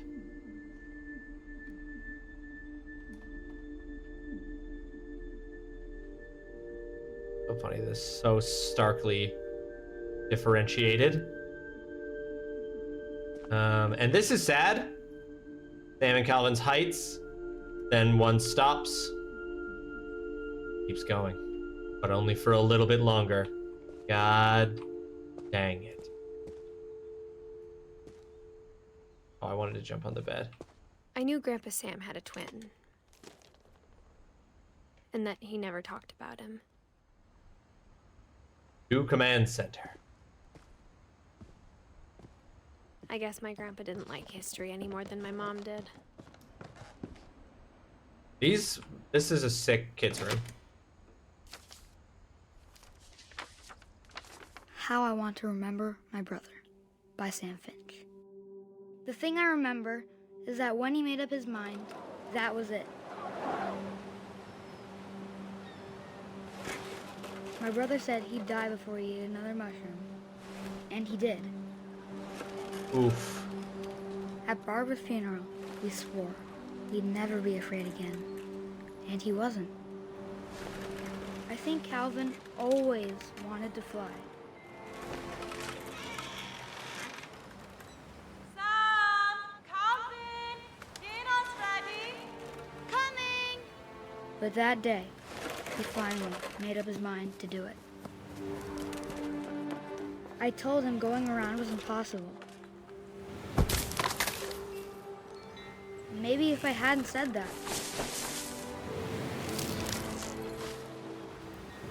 Calvin! I'm not gonna tell you again! maybe if the wind hadn't picked up, then maybe he'd still be here. But I doubt it. I think he'd already made up his mind. That's what I want to remember about my brother.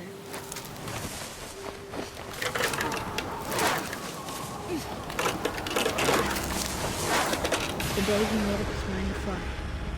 And he did.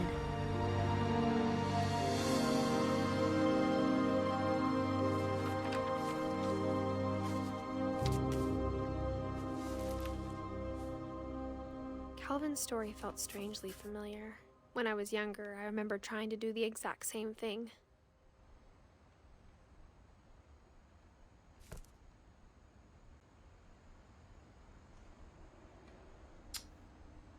After the funeral, Edie roped off Calvin's half of the room.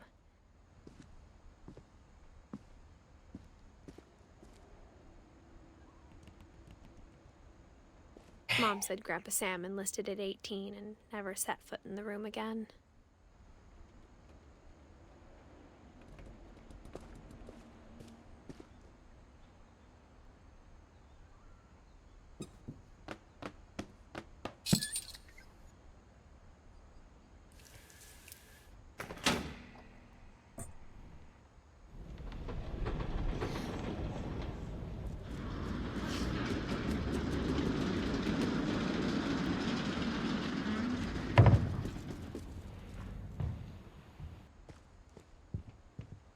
The passages were a pretty tight fit.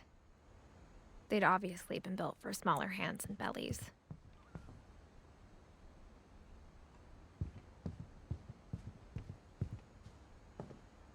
Can't tell if I'm skipping rooms.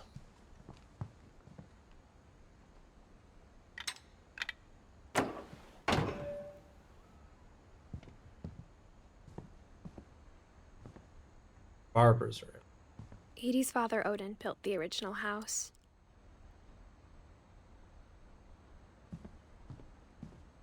Whenever people ask me about my family, the first thing they always want to know about is Barbara. My friend Bigfoot. Barbara.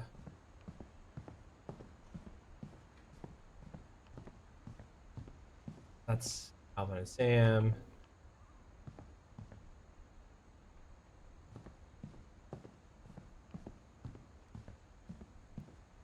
Okay.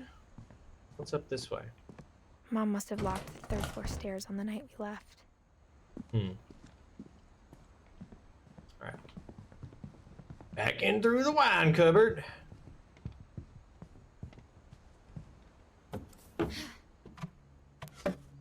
Crazy to have a shrine to yourself Growing up, as a I always child. thought of Barbara as a child star. Yeah, crazy to have this shrine to yourself in your room. Oh god, a doll of yourself?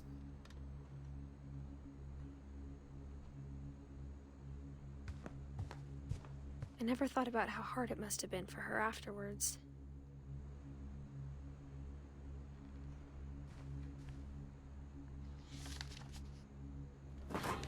Dreadful All the stories. stories Guest people starring wrote about Barbara Barbara's Finn. death.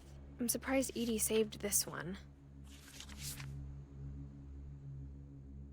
Old Old Jack here with another ghastly tale inspired by America's most unfortunate family. I'm calling it The Surprise Ending of Barbara Finch.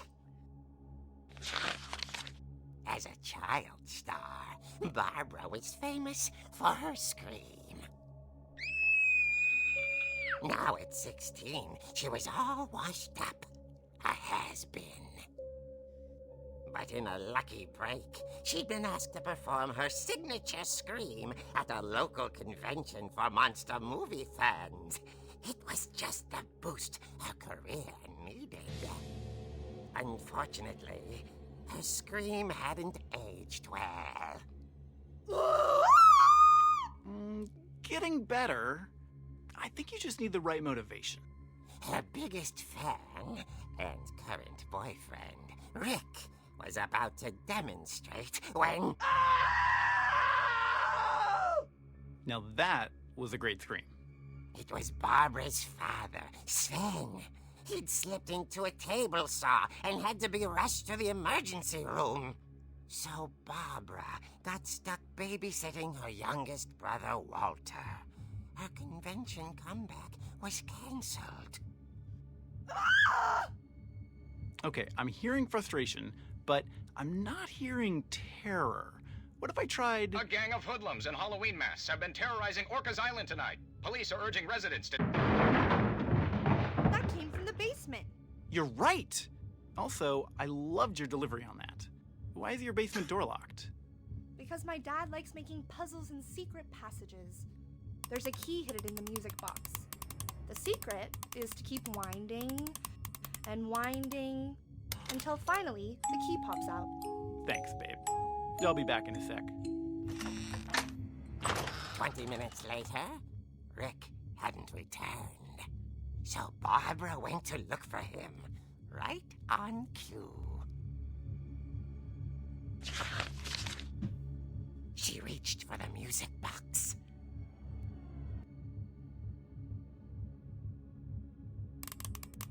And as she wound the key, she listened for Rick, but the house was silent.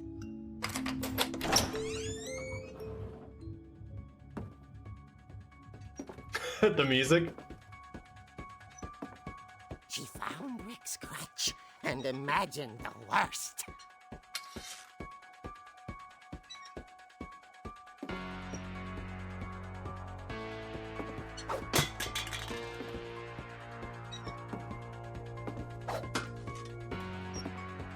Your girl's ready for anything. Hiya!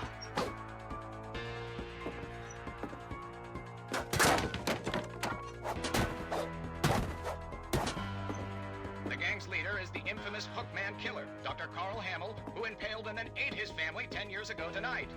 Jesus.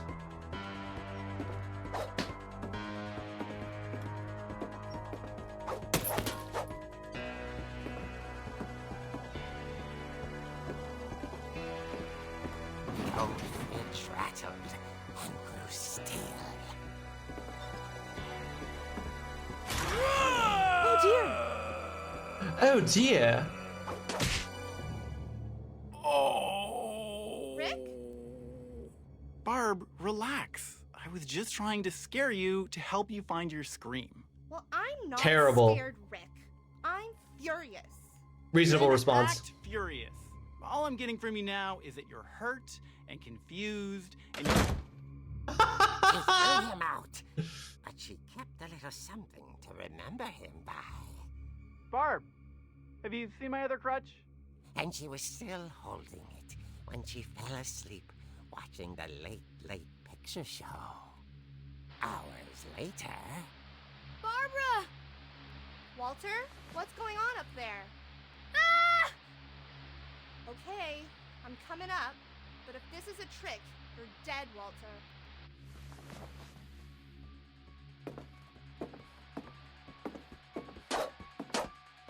Oh, so those can't be knocked over.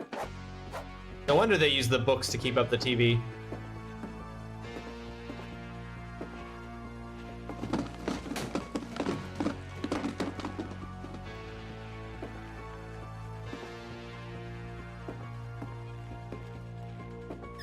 Walter, are you there? Walter had vanished, but his bedside radio was still on. Orcas Island police describe the man as 6 feet tall, with a steel hook for a hand. Residents are urged to lock all doors and windows and notify the police of any suspicious activity. Barbara turned, saw the Hookman, and was speechless. He was quite smashing.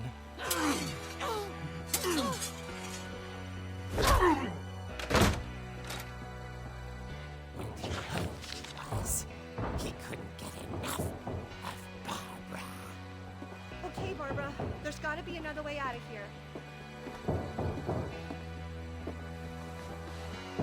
That night, she played her part beautifully.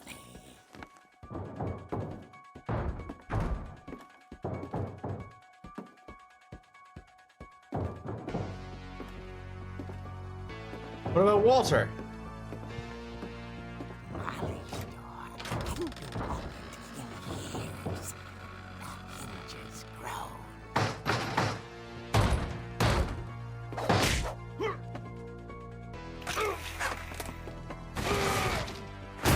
He wasn't moving, but she sensed the story might not be over yet.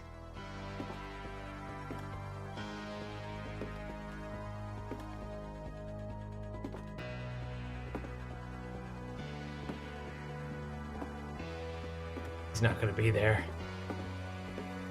Oh, God. The Hookman had vanished. She listened for his breathing, but all she heard was...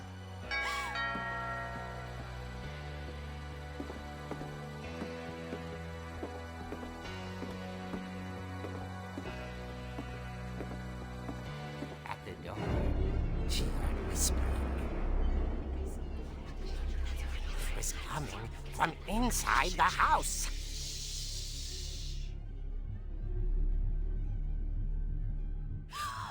Oh dear. Oh, dear. The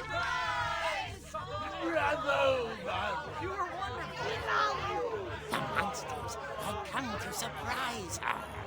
For Barbara, it was a dream come true. She knocked the guy off the Saw railing. what kind of monsters they were, Oh. and she realized what was about to happen. She was going to be famous. And with her final breath, Barbara Finch gave the performance of her life.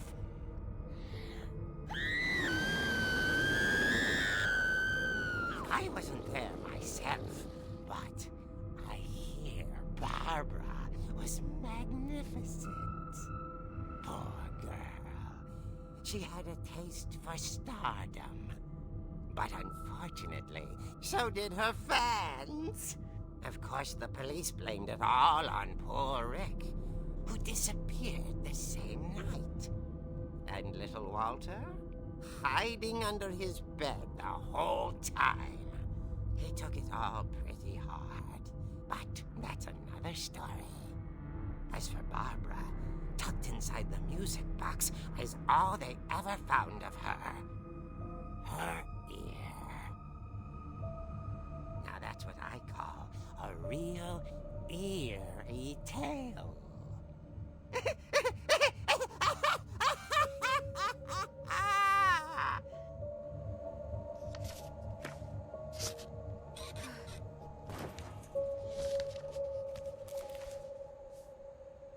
Edie told me all Barbara wanted was to be remembered, as absurd as that comic was. Maybe what Edie saw was a happy ending. What? Which part of that was happy? The part where she gets eaten / killed by a bunch of monsters in her own home? And her brother gets endlessly traumatized?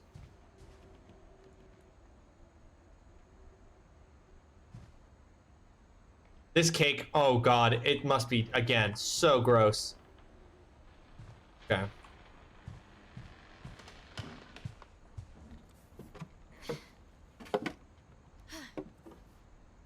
I guess now I know why Mom didn't like me playing with the music box. She didn't want me to secretly find the secret. The secret of secret. God, I hope the Hookman isn't still here. That was cool. I like that sequence in the comic book. That was really neat. Can you like speedrun this or like do this longer if you, or can you not do it until you quote unquote know you can do it?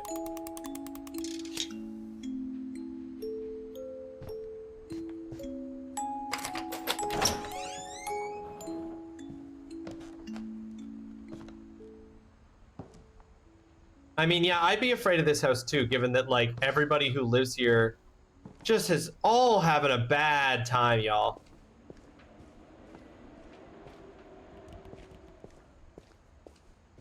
Mom said the basement was off limits, unless I wanted another tetanus shot.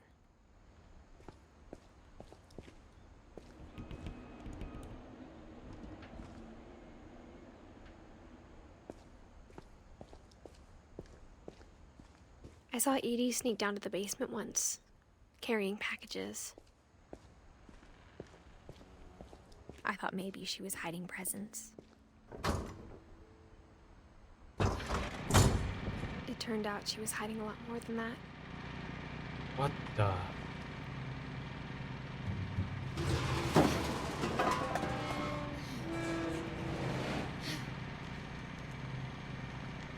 Secret tunnel. Mom once about where Walter had gone.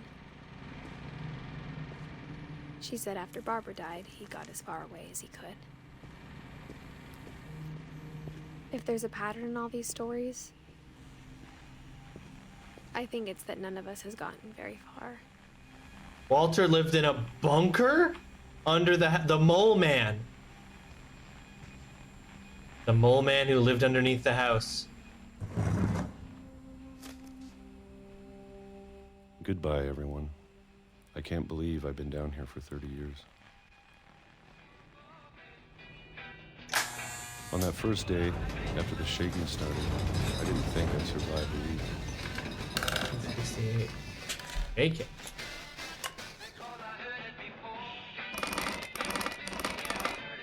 But after a few days, I settled into a routine. That's what kept me sane. Having a schedule, living for today. I always expected to be dead tomorrow. But if you wait long enough, you get used to anything. 1976.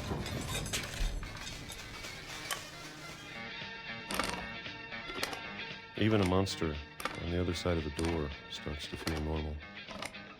Almost friendly.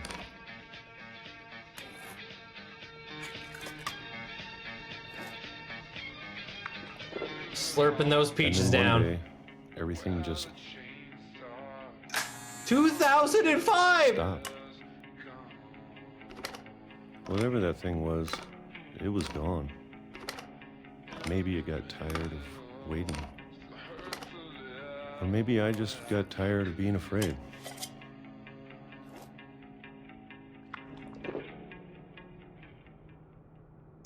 It's been a week now, the longest in 30 years. I'm done waiting. I have to leave while I still can.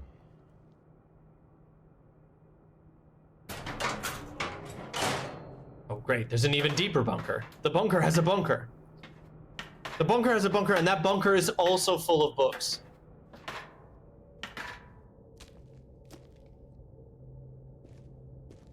Books and tomatoes. Celery and Jiggly Farm. I know it's out there somewhere. Whatever killed Barbara and Molly. There's my little shithole. Maybe this is all a mistake. But I need to stop living the same day, even if it kills me.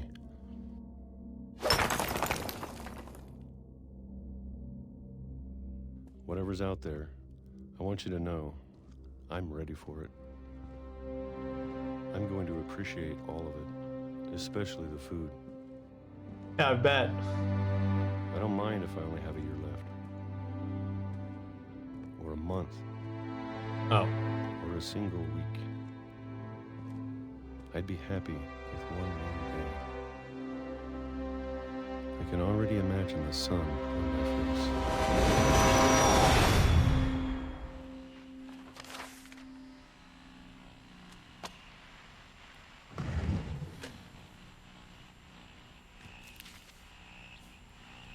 Walter died when I was 6.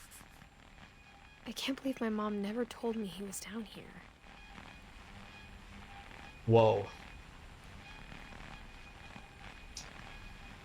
Damn.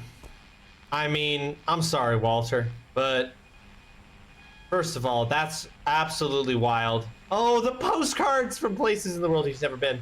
I'm sure my Pretty mom dumb. was trying to protect me. But I guess you didn't know that there was an active train. He was in a tunnel. God, that's tragic.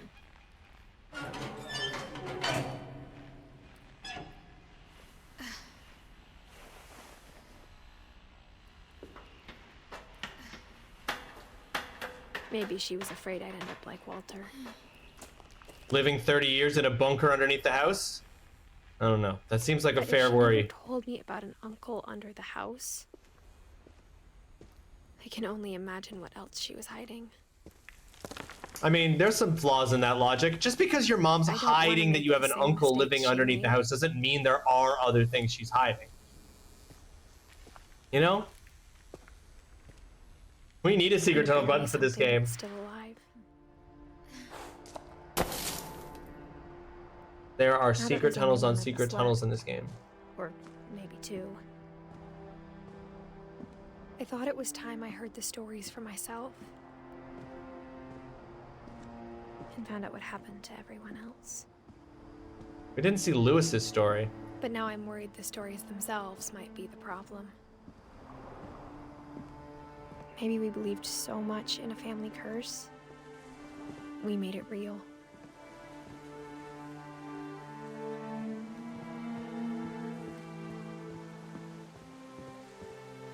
Literally can see the sunken ruin of the old house from this house. That's crazy. I don't know if I should living in even a be writing this. Imagine living in a bunker for 30 years, finally even feeling the sun in your face and getting struck by a train immediately. Yeah, that's so devastating.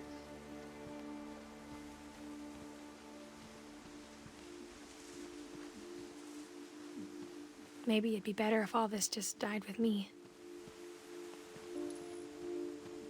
Getting hit by trains? Yeah, they're so fast. But I thought you should know about your family. That's why it's so dangerous to play on train tracks. I thought you should know about your family? And the Oh. history you're a part of. Oh. We are not Edith.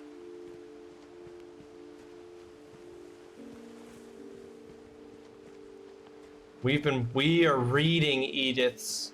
Well, we might be Edith right now, or we might be, Though to be honest, I feel as lost as you probably do right now. yeah, Edith's daughter. I think the people in these stories believed them, for what that's worth.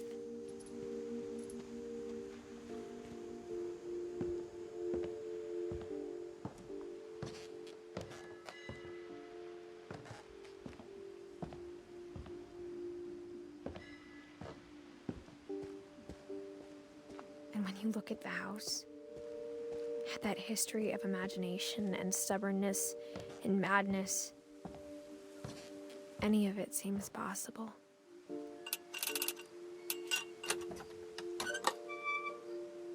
People being stuck somewhere for several years, then escaping just to die, or being in some sort of accident. Yeah. That's so tragic. I think we've been surrounded by death for so long, we've just gotten used to it. What kind of family finishes building a cemetery before starting the house?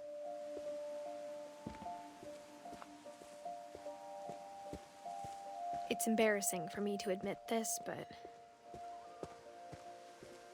the pet cemetery made me more uncomfortable than the human one. Oh. 3 of the gerbils were mine, and 2 had been my fault. Zoe, Coco, Daisy, Lucy, Tucker, Charlie, Zerpy, Lurpy, Furpy, Chirpy, Burpy, Derpy, and Derpy Jr., Shadow, Shatsy, Oliver, Bob, Christopher, Bailey. Sven built the house, but it was Edie who designed the cemetery. Molly Finch, Calvin Finch, Ven Finch, Edie Finch, Walter Finch, Barbara Finch. I'm sure Odin's monument had been Edie's idea. My mom was always trying to move on, but for Edie, the past never went away.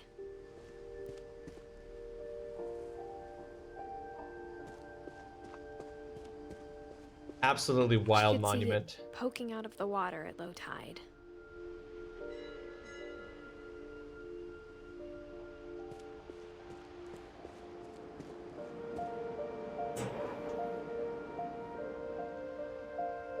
Edie said she dreamed about the old house every night.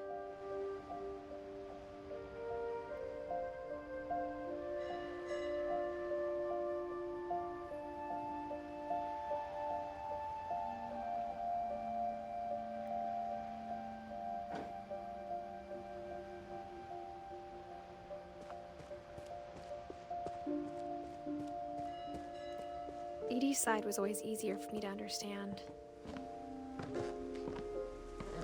But the older I get, the more I can see where my mom was coming from.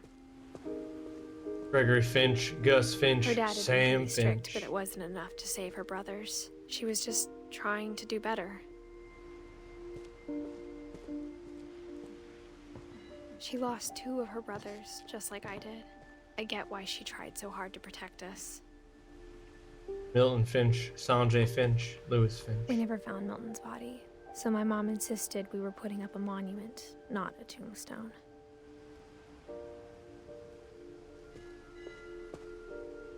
Who's Sanjay Kumar?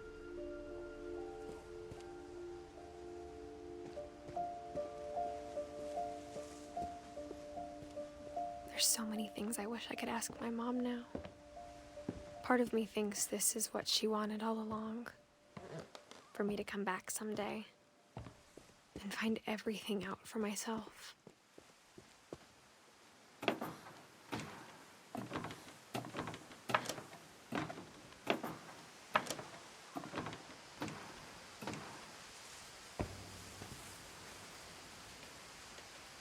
But looking back on it now, if she told me there was going to be so much climbing, I never would have come when I was 22 weeks pregnant.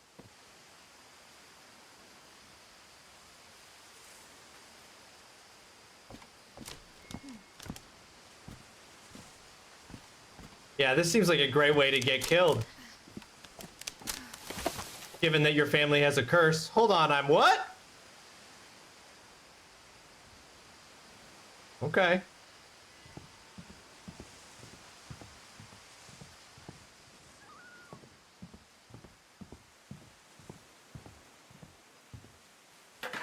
I never met Grandpa Sam, but I think he and my mom had a lot in common.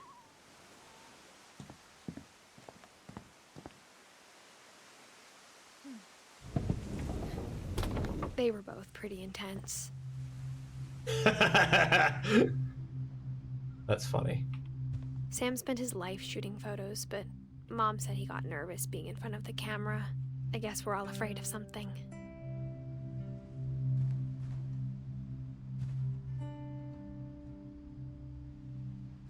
All right, let's see what happened to Sam.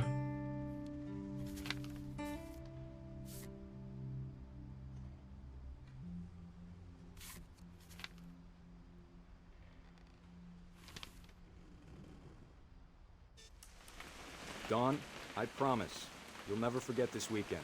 Yes, sir. These memories are gonna last a lifetime. Hmm? Am I gonna have to shoot anything? It's a hunting trip, Dawn. Shooting is strongly encouraged. What?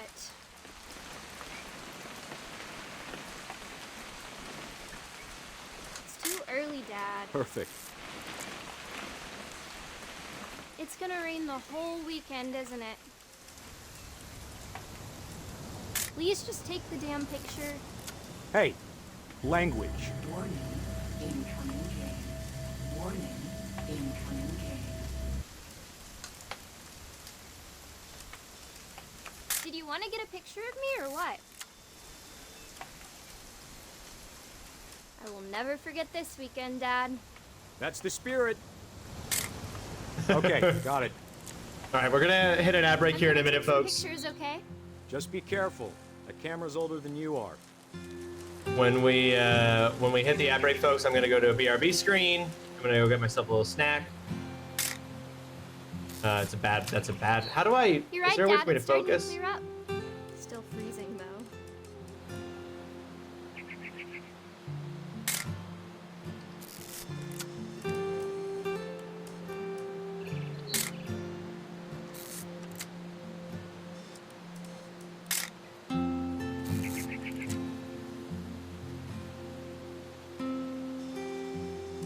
Definitely should not have drunk all that coffee. Hey! Lol. That's a keeper. Hold still Lol. while I take a picture of you. I'm just saying, I'm not always gonna be here, Don. You'll need to remember this stuff if you want to survive. I'll be fine, Dad. You know who else thought he was gonna be fine? Some guy who died. Don, I'm being serious. I know, Dad. You're always serious. Doesn't being out here make you want to chill out? Well, to tell you the truth, I haven't been out here in 20 years.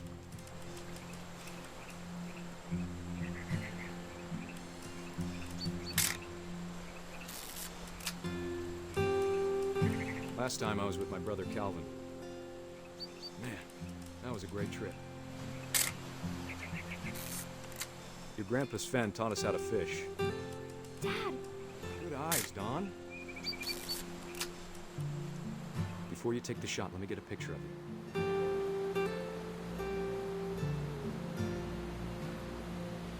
Oh gosh. Dad, I... Just breathe. Turn off your imagination. Focus on your target. Let me get behind you. Do I have to do this? Don, you don't have to do anything. But if you want to survive, you'll need to be strong. Great shot, Don! God, that's messed up. Oh, good. Oh, good. We're taking a lovely photo. I'm proud of you, Don. Always remember that, okay?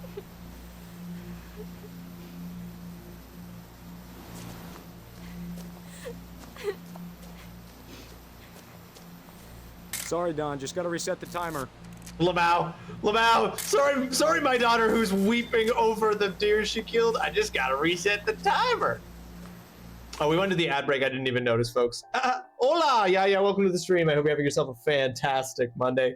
Sorry, you've just shown up at the precise moment that I'm actually gonna hit a BRB. I meant to hit it like 2 minutes ago, but I just got caught up in the emotion of what's going on in the game. I have 69,000 channel points, and I feel like I should leave before I ruin it. You've got a few hundred. You got a few hundred to go, but I see what you're saying. I see why you would want to preserve that, encase that in amber. I'll be right back, folks. I'm just gonna get myself a snack, and I will return momentarily. Let's go talk to this guy.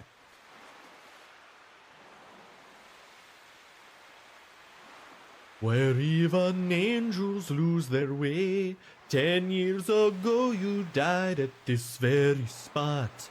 There's no mistake you drowned. The truth is this world in which you are still alive is the irregularity. This is the false reality. I hope this guy doesn't talk for long.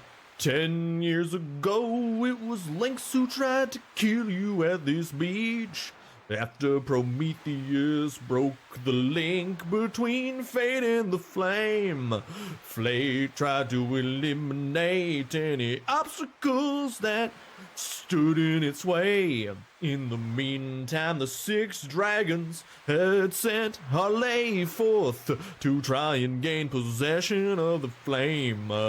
Harley made contact with Fate's biological incarnation links and tricked him into temporarily joining forces. The elimination of the Prometheus circuit's lock on the frozen flame was everyone's top priority. Thank God he's not done. Lynx and Harley abducted Luca, who alone could release the Prometheus lock that guarded the flame. But the whole attempt only ended in failure, so they waited for you to appear instead.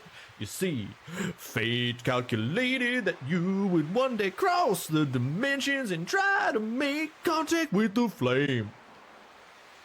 Oh God, he's still talking. I don't know how to break this to you, but Lynx was actually your father was Zoo. This is nonsense. This is complete nonsense. Okay, fix it now. Right things are posted where they should be.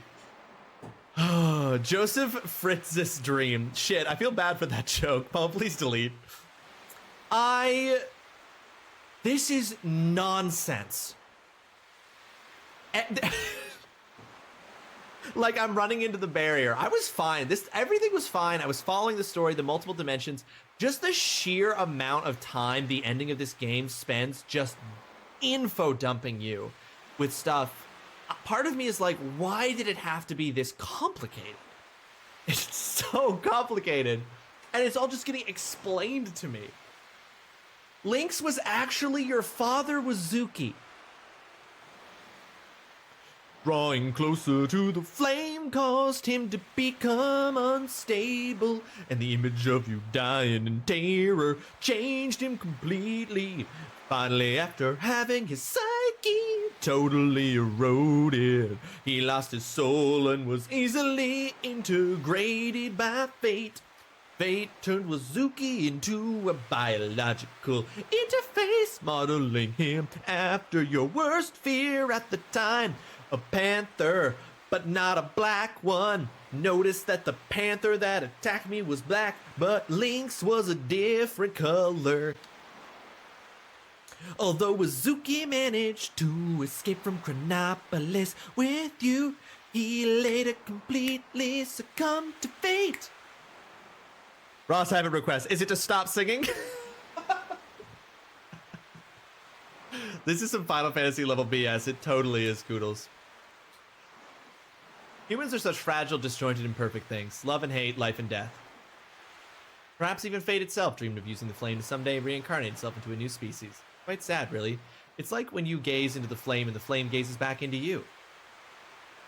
Oh my God, he's finally done. No, I need this whole thing highlighted. You need this like 5-minute stretch of time where I'm just singing all of this child's dialogue highlighted. You got it. Well, this sucks, and I wish I hadn't named her. Whoa! Oh my God, why is that the... Oh my God, oh no. No, no, no, no, no, no, no. This cannot be my one good day. Why is that dear lady so much booba? On the... I can't look directly at it. It was fun. Ward, that's way uncool. It's not cool to say things like that. Just for that, you're getting the coochie coochie treatment.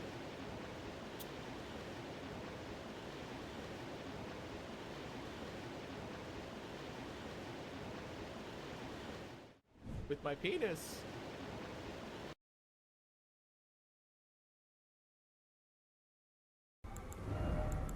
The rippiest of rips to the bestest of boys.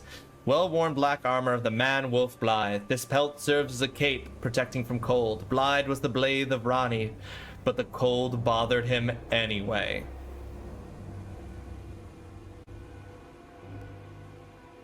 Is that a Frozen reference? I'm gonna say his name is Sue, but his friends call him Shima.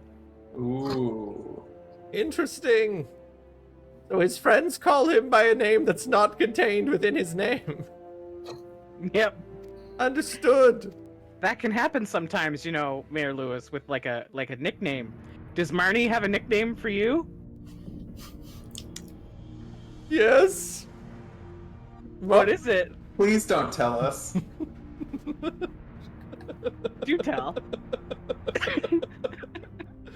No, the lady deserves an answer to her question. Mayor Lewis, ever polite. Thank you. Marnie usually calls me the effervescent stallion.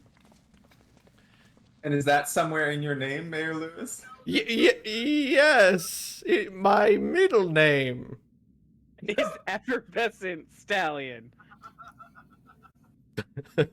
Yes. Listen, we love a little bit of nerd ass up in here. I don't like how I phrased that, actually. I'd like to retract that statement and rephrase it perhaps a little bit. Does Riku poop now? No, I'm gonna assume that he has no butthole. Not even entering into a, like, because he's still a cartoon. But that's the thing, he's not real. We don't have like a weirdly like real life live action version of Riku here. We have cartoon Riku. So it's like a Who Framed Roger Rabbit situation, you know? It's like a Space Jam situation.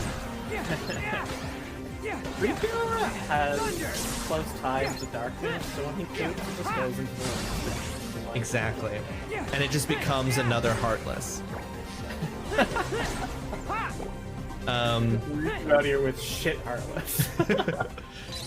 Shitless? Riku has shitless. Shitless. Yeah, which means that they are in fact poop, because that's the way that they do this in Kingdom Hearts. Yes. Is that they're actually described as being the absence of the thing they actually are. Yeah, we find out through the lore that the reason they're called shitless is because they don't give a shit. So they are made of. They can't give any of it away because it's all they are.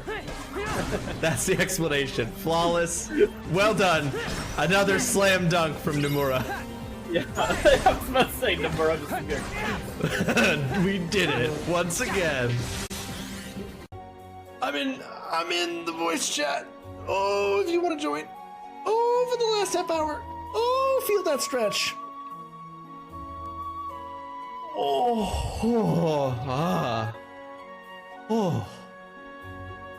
Oh, that stretch was a transcendental experience.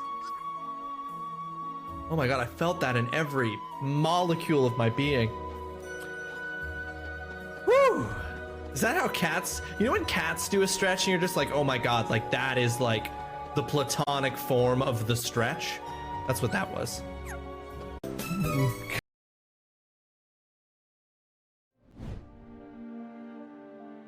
I'm back, folks. Thank you for your patience. I can't believe you became a teacher and not a singing artist. Such a long clip. It's Mama's favorite, though. I saw that it went to Mama's favorite clip as the first clip when we went to the BRB screen. Listen, maybe there's an alternate timeline out there where y'all are listening to the newest album drop from pop sensation TrulyRawesome. But sadly, you're in this timeline where I'm just some dweeb who plays. Oh god, I forgot I was. Oh god, I forgot I was running to my daughter. Dad, it's twitching. I think That's it's totally normal, Don. Just focus on the camera. Try not to think about. Dad! Oh!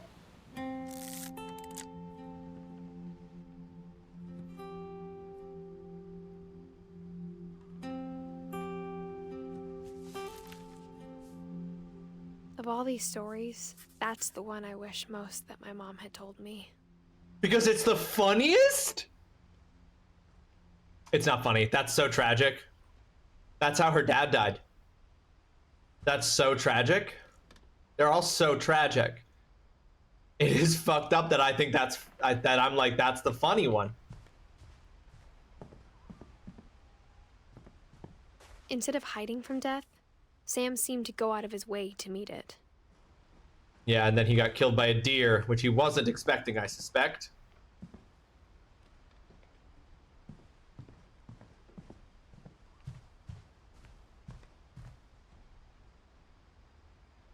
K. Finch, airline K. Okay. I've only been paying half attention. Is this the story of everyone dies? Basically, yes. It is 100% the story of everyone dies. Usually it comes up ready to come back, sometimes sketching it and sometimes not. It was nice to actually fully get it properly. Yeah, fully uninterrupted at the beginning. So cozy. This is such a cozy walking sim. After Sam died, my mom and Edie got really close. They'd both lost a lot.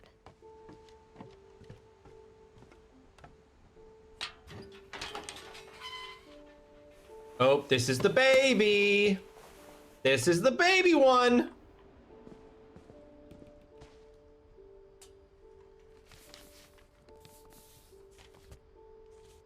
Divorce contract? Dear Kay, do you remember the way Gregory used to laugh when he thought he was alone? Like something funny was happening, but only he could see it. Time to... Hold on, sweetie. Oh no. No, no, no, no, no, no, no. Sam, I told you I don't want to talk right now. I wonder what he saw.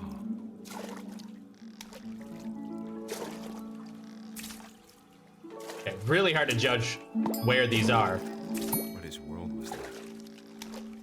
I know you did everything you could. Maybe if I hadn't called that night. Damn it. Hold on, I don't want Gregory. Oh no. Oh guys. Oh guys, what? About the world he saw.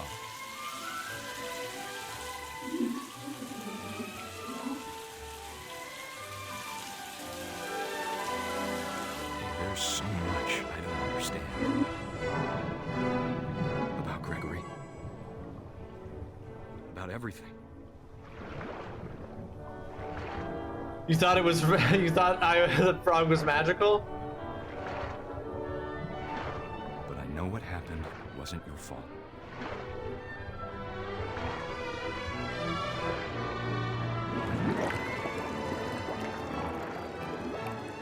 I'm sure he's happy. And he'd want you to be happy too. Good luck, Kay. Love, Sam.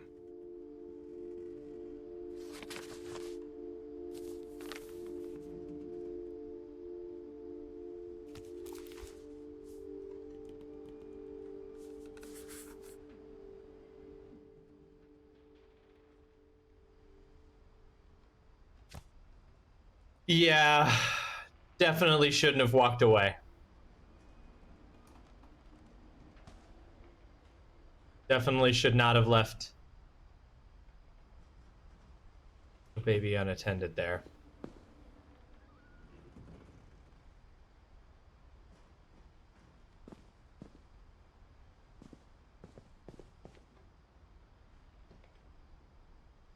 Tucking the divorce contract into bed is cute, I can't though. imagine my mom ever writing poetry, and yet...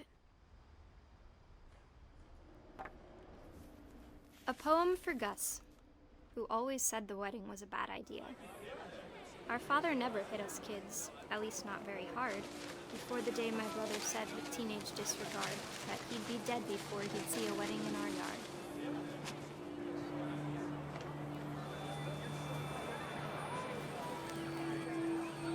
My father made him come, of course, but Gus stood far apart, just flew his kite and bottled up the storm inside his heart.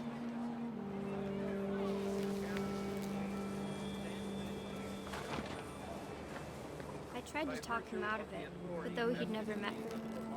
We don't need a stepmom, were the words that I now pronounce you husband and wife. You may kiss the bride.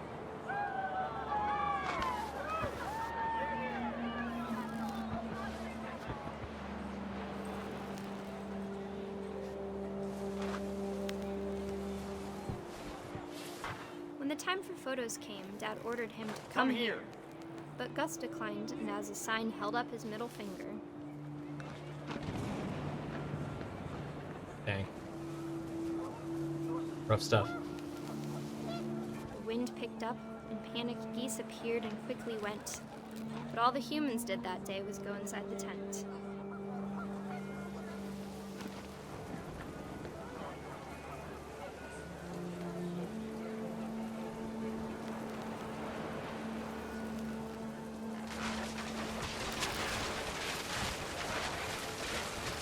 The rain came down in buckets then, but no one seemed afraid that nature might destroy the tent our dad had crudely made.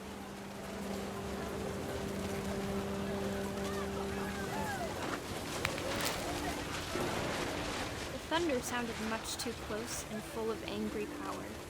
But all my father said to this was, "Make the music louder."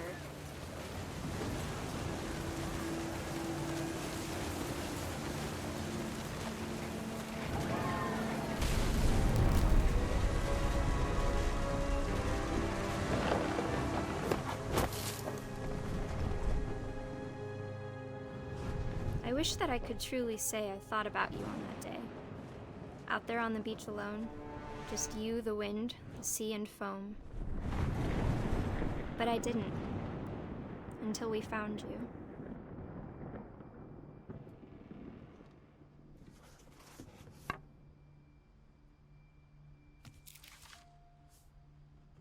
She never talked about him, but Mom told me once if I was a boy, they were going to name me Gus.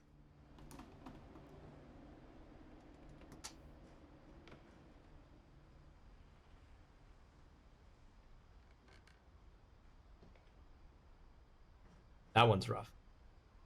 That one's rough.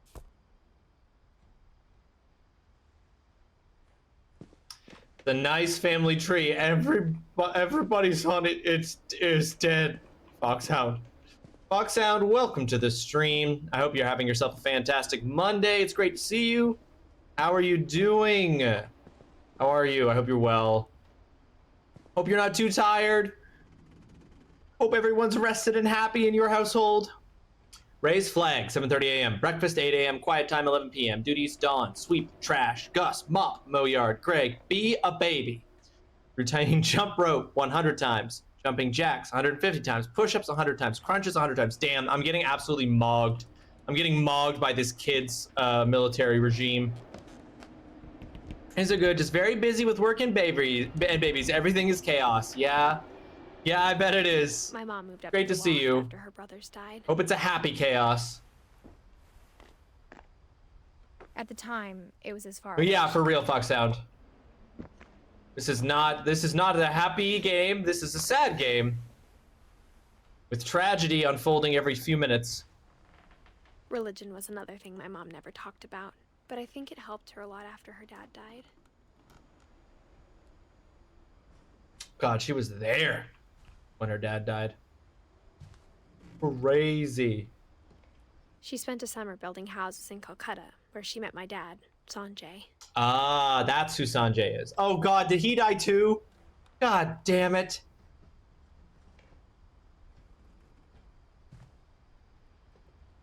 Fly to India. 10 ways to teach critical thinking. My mom moved to India a week after graduation and got a job teaching English. Lewis was born a year later. This is supposed to be sad. It's the cry game. All of a sudden, piss you off. I mean, it's the tragedy game for sure. When my dad died, I don't think Mom knew where else to go. I'm sure Edie was happy to have her back. And to see Edith. kids in the house again. Milton. Lewis. Mint, thyme, sage, basil, dawn. A little The house rooftop had to get a little garden. bigger, but Edie was used to that. Who did all the building after their grandpa died? He was the one who did all the building. And for a while, things were good. Almost normal.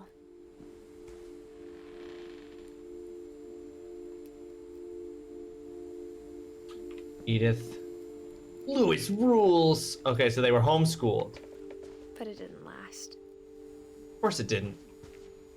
To Teach and to Learn by Dawn Finch.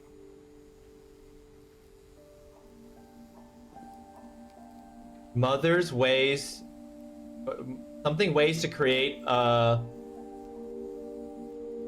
feeling classroom? That's the Duolingo owl. Has Duolingo sued them? Relief efforts end in disaster. Oh, shoot. The beginning of the end was Milton's 10th birthday, when Edie gave him a castle. Oh, no. Milton, After 1992. Milton disappeared, the only thing he left behind was a room full of paintings. Yoicks.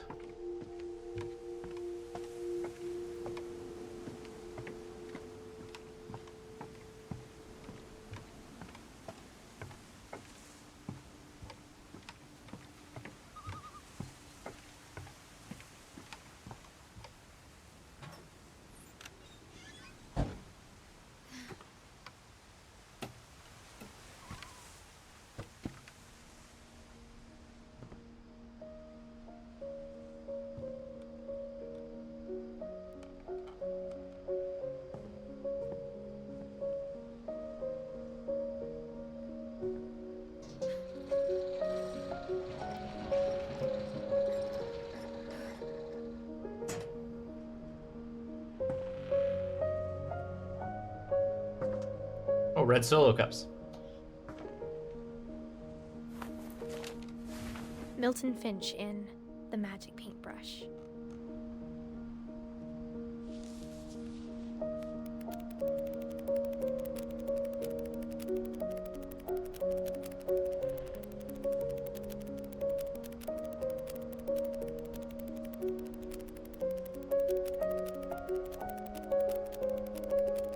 But it's a flip book inside of a flip book.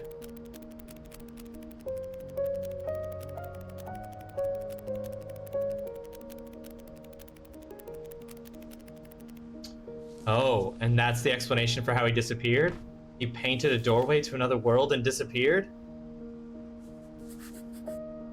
I was 4 when Milton disappeared.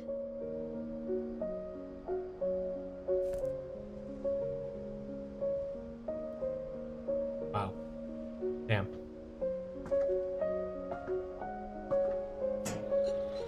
Mom spent months searching for my brother. Then she sealed the doors. But not the windows.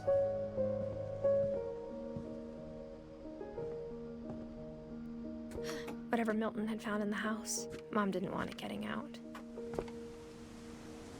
Whatever he'd found in the house. Yikes, yeah.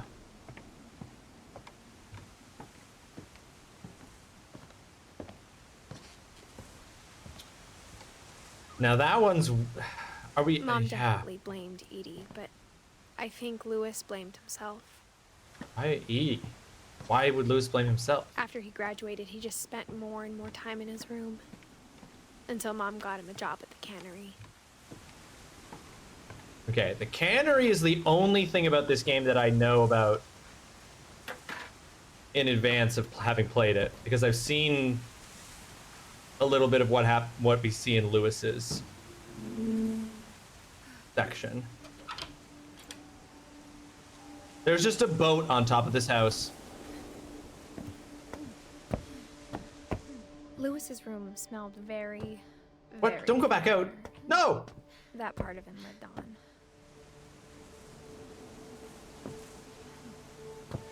Oh, lol. Is that hookah? Ha! Lol. Marijuana? Legalize marijuana! Let's trip out, brother. Lewis and I spent a Wonderland lot of time Turbo. playing games together, but he was surprisingly bad at them. He died a lot. Lol. Not a gamer.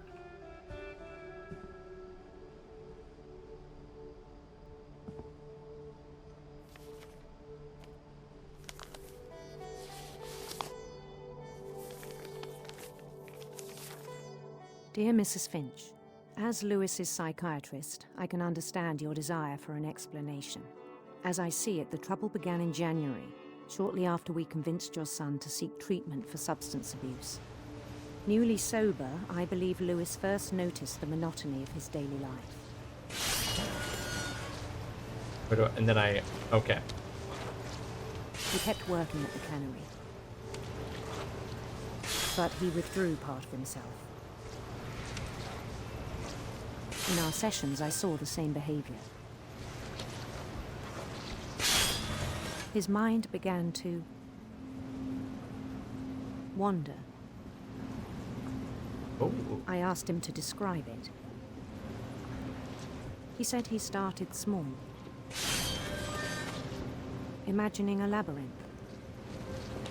He'd feel his way about. Then something moved. Bats. And toads.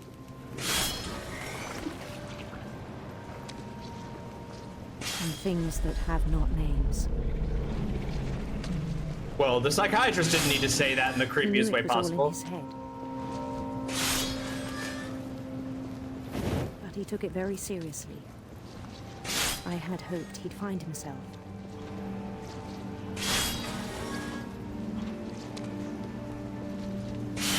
But he found something more. Oh. I worried about him then. Daydreaming at the cannery. Okay, I'm gonna cut my hand I spoke off. with his boss. But he said Lewis had become a model employee. Methodical, tireless, focused. Like a whole new Lewis. So I let him go on.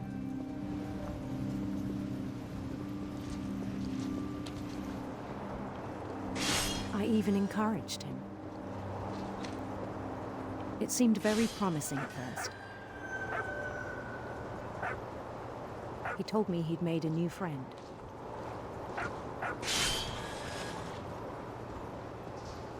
On the edge of a city he named Lewis Topia.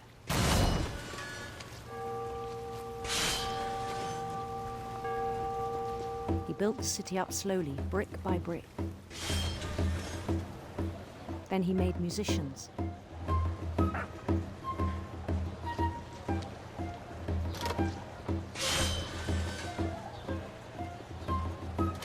And songs for them to play.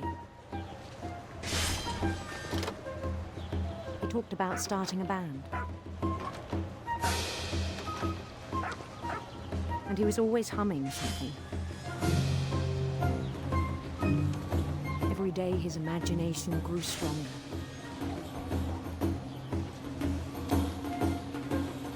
He no longer spoke at the cannery.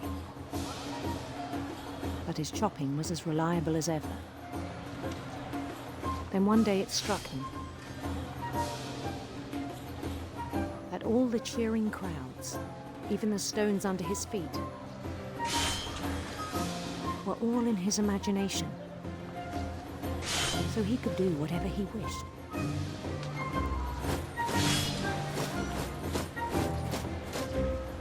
He held an election for mayor.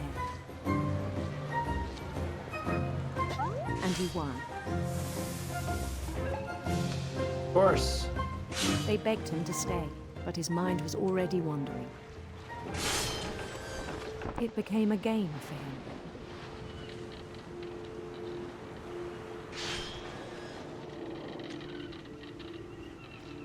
He'd conquer a city, then immediately push on. New Louisville. This part's so cool. I get why everyone talks about this part. St. Louis. That's already a place. He started drifting away from our reality.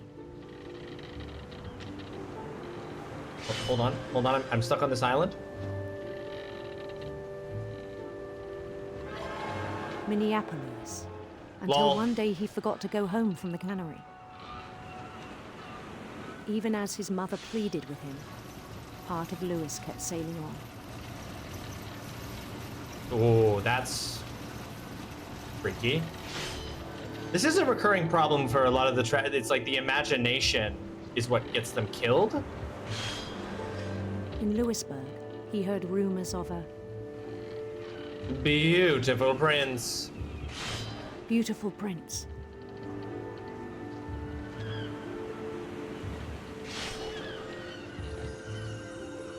Cool.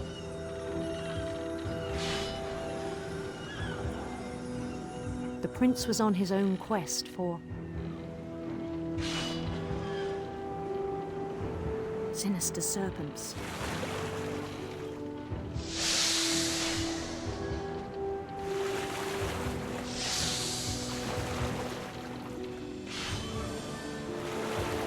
He followed the sound of his electric sitar. Electric sitar.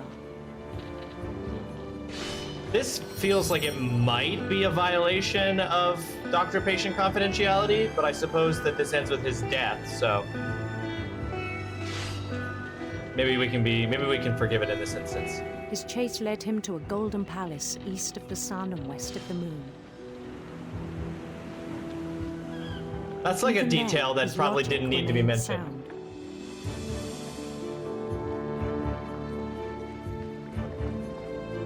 He knew the world was all in his imagination.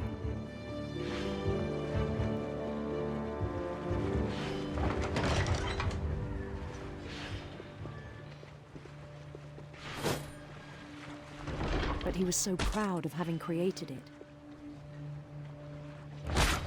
This is so cool.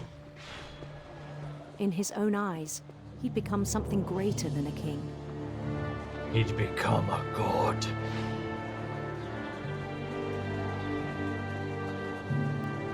Cool. For someone who'd never known success in the real world, I think it was overwhelming.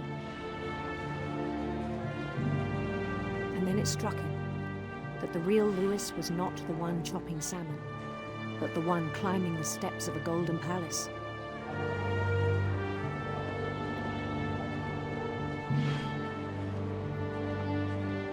My imagination is as real as my body, he told me. It was hard to argue with him.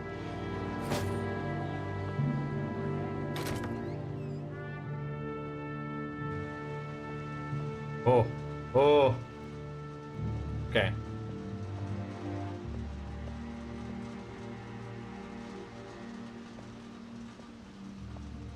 Just blood on the floor. Legalize marijuana, man. Oh, look, he's got a switch. He began Ciao, to guy. forget the world we know.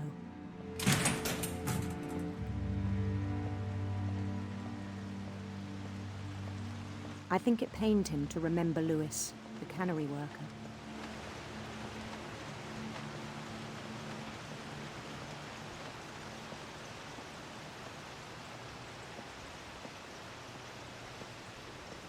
He began to despise the man with a royal contempt. Oh, God.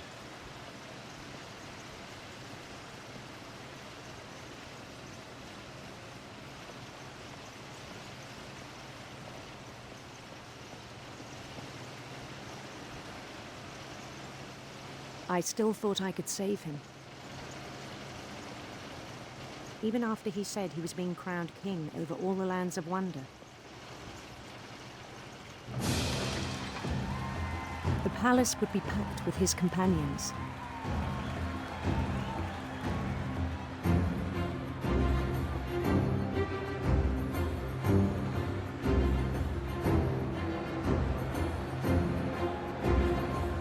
Including the wise Calico who'd insisted on advising him. I mean, that's dope. Yeah, everyone should have a cat as an advisor. That's just good leadership.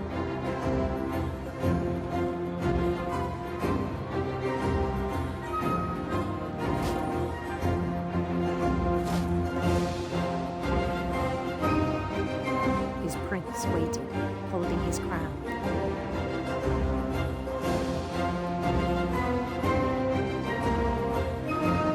There was only one thing left to do.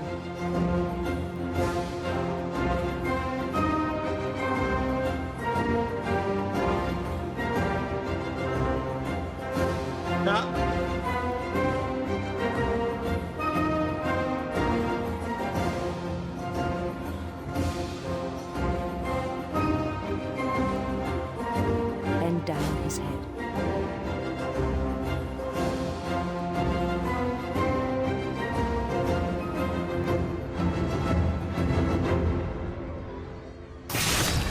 And the rest I think you know. Mrs. Finch, your son was a kind man who will be missed by all of us who knew him.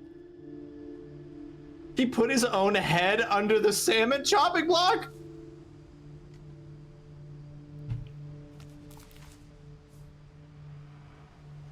My brother was really cool. I wish you could have met him. I'm sorry, that's not supposed to be funny. This is not supposed to be funny. It is not funny that after that story and after the reveal that he guillotined himself with a salmon head chopper at a cannery, it's not funny that the thing that she says is, my brother was really cool. It's not funny.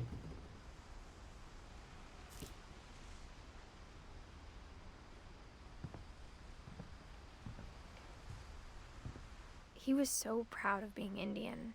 I think for him, it was a way to be something other than just a Finch.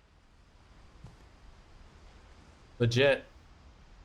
San Juan Ale. Legit. Legit.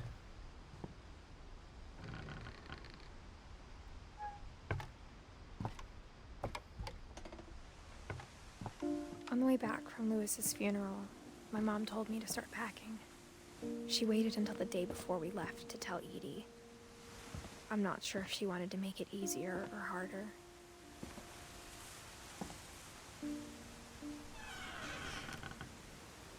I wish we'd stayed. But I understand why we left.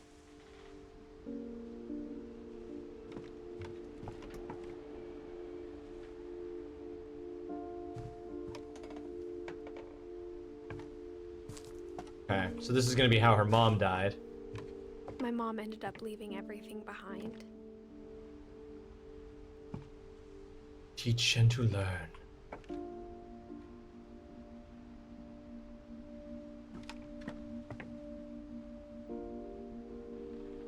Everyone else dies, but Edie just keeps on living. Lives to the age of 90. That night had been coming for a long time. Brutal. Maybe I should have come sooner.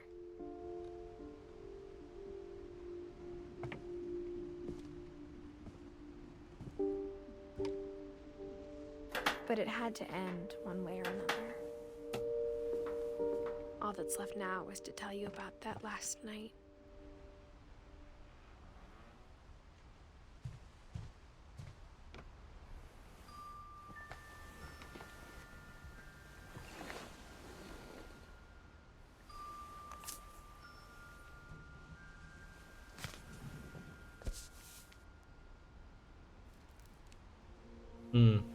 That whole last day, Edie just watched us pack and didn't say a word. Until supper, when she raised her glass and said, "To our final night together, and all our final nights apart." Grandma, you know what I said about alcohol. Some of your medications are very Edith, specific. I left a present for you in the hallway. Why don't you go open it? The grown-ups have to argue now. I'm sorry, you're right. We're all leaving tomorrow. Let's just enjoy our last... I'm not leaving. Edith, you're excused.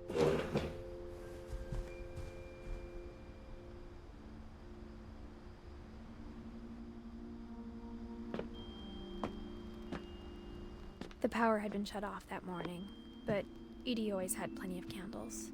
Which is definitely When a my fire mom said hazard. the library, I don't think she knew about the other entrance. Or that Edie had a key to it.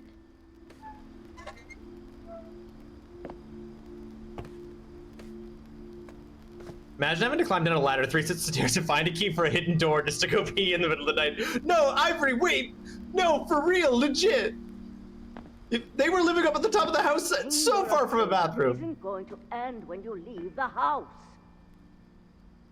Edith has a right to know these stories. My children are dead because of your stories. I think it's best if Edith and I leave tonight. We'll have the nursing home send a van for you in the morning, okay?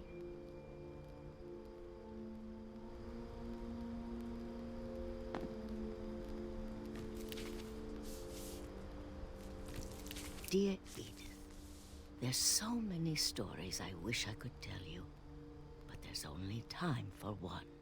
This is about what happened on the night you were born. That night, the tide went way, way out. Oh, we're actually going to go to the sunken house. Cool. It was the first and last time I ever saw the old house aground. Putting child to bed and wondering why he's ignoring me while I'm holding his ears in my hand. They called it the lowest tide in 1,000 years. God, How could they know that? smelled awful. You Bet it know, did. I've seen that house every day of my life.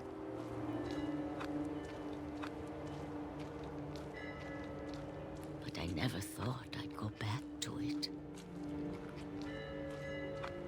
When the fog rolled in, I lost my way.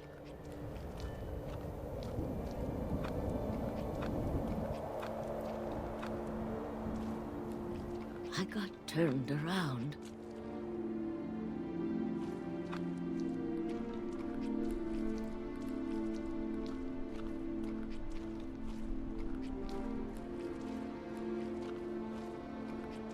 For a while, I wandered.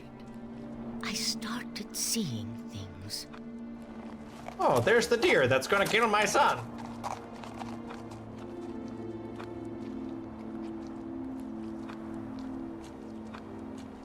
Things I'd forgotten had ever existed.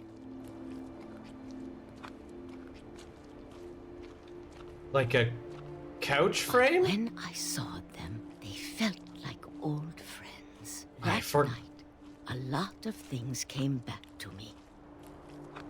Or maybe I forgot about I desks. came back to them.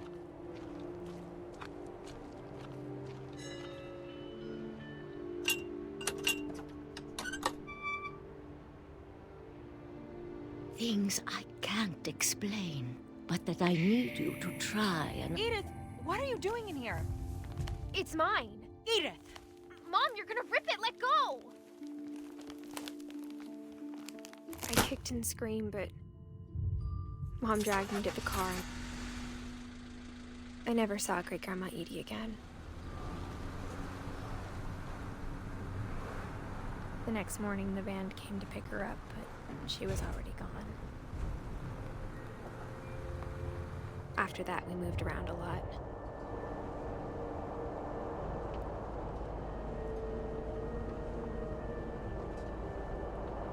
We both tried to make the best of it.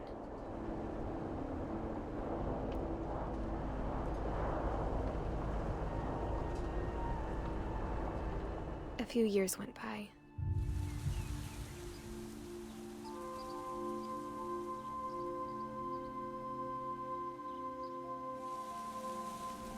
My mom didn't like to talk about it. But she started getting sick a lot. The rest happened pretty quickly.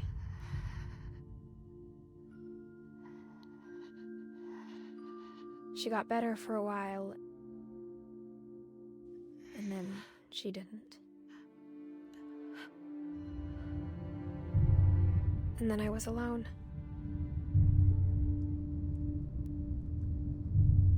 The last Finch left alive.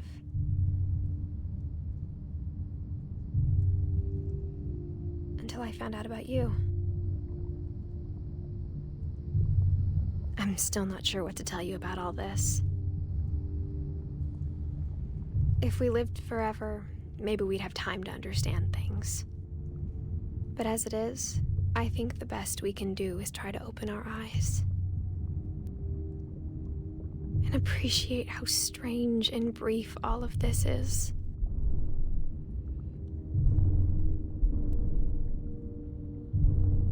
This journal was supposed to be for you.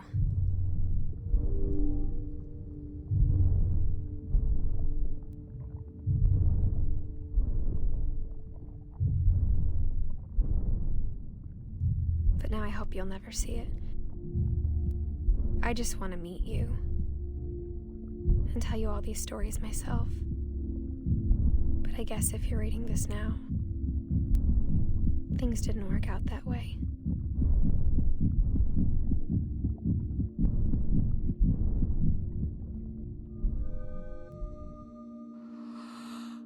This is where your story begins.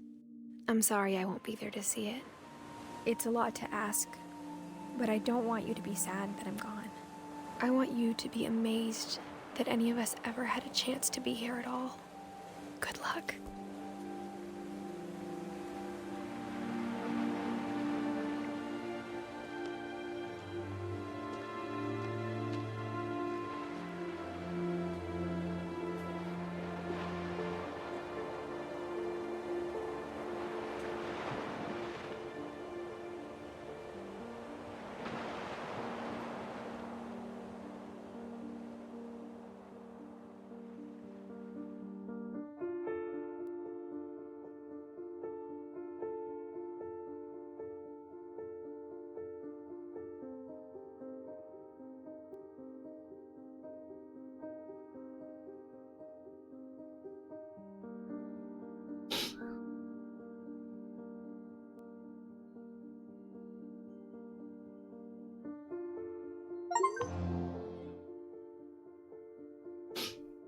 Finished all stories.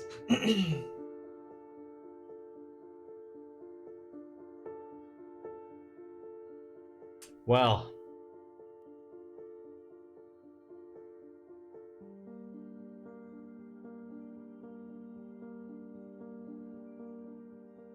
Yeah, that's not even a 2-stream affair, Mama. That was just the 1 stream.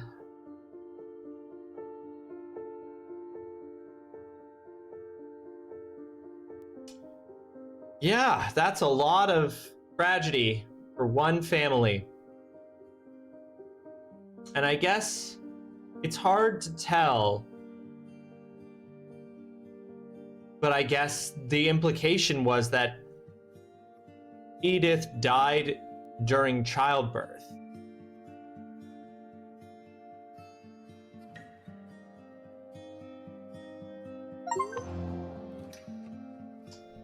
Thanks, Johan. See Johan's name in the ending credits.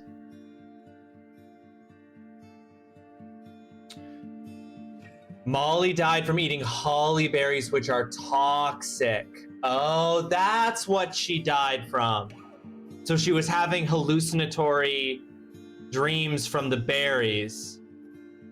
And the fluoridated tooth. Oh, the toothpaste and the berries killed her? Oh. Okay, yeah, that wasn't explained. So I was just like, so she just died mysteriously?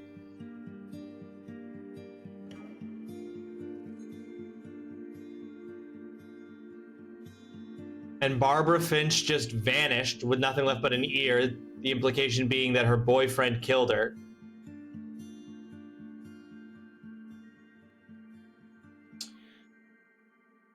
That scene, that scene pissed Mama off. And I can't help but feel a little bit, that scene's hard. That scene's hard. That scene's complicated. It's all tragic. It's all very tragic.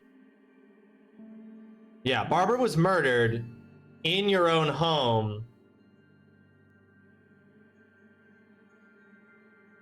Barbara was murdered in her own home by her boyfriend?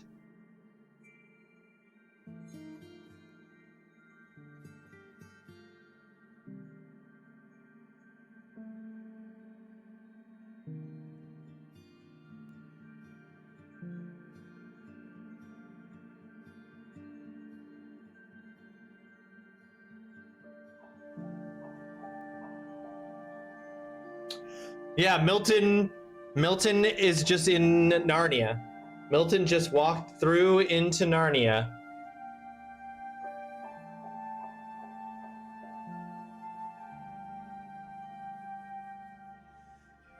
Trick or treat, smell my feet. Scarred for life too.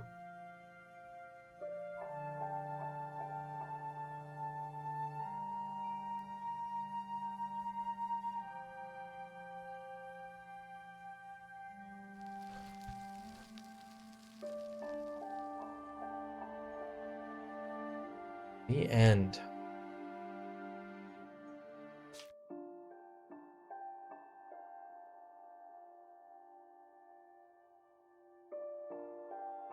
Okay, I didn't miss anyone. I'm guessing it's possible for you to play through the game and not see everyone.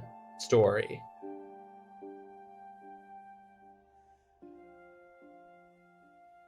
Oh, interesting. Milton was confirmed to be the same character as the king. Because interesting, because he's drawn differently than everyone else there. So is he drawn like that character from the series' previous title, The Unfinished Swan?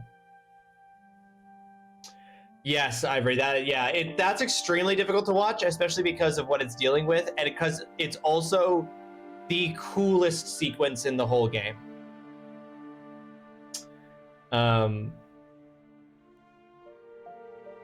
Lewis's is the coolest sequence in the whole game, which is obviously and it's horrible, but it's also easily the coolest.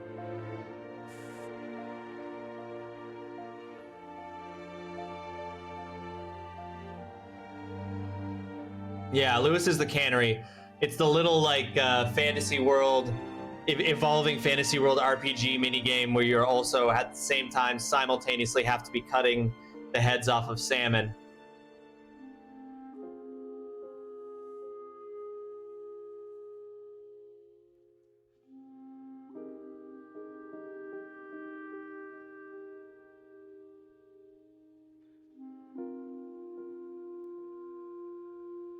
Okay, so Edie died of old age. She's the only person who died of old age. Odin died when their boat sank on the way to Orca Island. Edie died of old age. Sven, how did Sven die? Sven, interesting that Sven took Edie's last name. We love that. How did Sven die? I forget. Walter died because he got hit by a train. Sam died because he fell off a cliff when she was drinking alcohol with her meds. Right. Sven died in a construction accident. Edie was drinking alcohol with her meds. Sam fell off of a cliff because of a deer that wasn't dead. Calvin swung too high and flew off a cliff because they put a swing right next to a cliff. That's right. The dragon killed Sven. The dragon slide collapsed on him. Calvin died in a way that was preventable. Don't put swings on cliff sides, maybe. Barbara was murdered. Doesn't seem like that was her fault in any way. Molly died from eating poisons. Gregory drowned in the bathtub. Gus was killed by a storm because he refused to go in because he was pissed about Sam getting married a second time. Dawn died from cancer. Sanjay was killed in a disaster while providing relief efforts. Lewis committed suicide. Milton vanished, and Edith died in childbirth. I like the parallel of Edith's fingerless gloves. Oh, a totem fell on him and crushed him. That's what happened to Gus. That's why there's the collapsed totem on the beach. I like the parallel between Edith having the fingerless gloves and her unnamed child having a cast.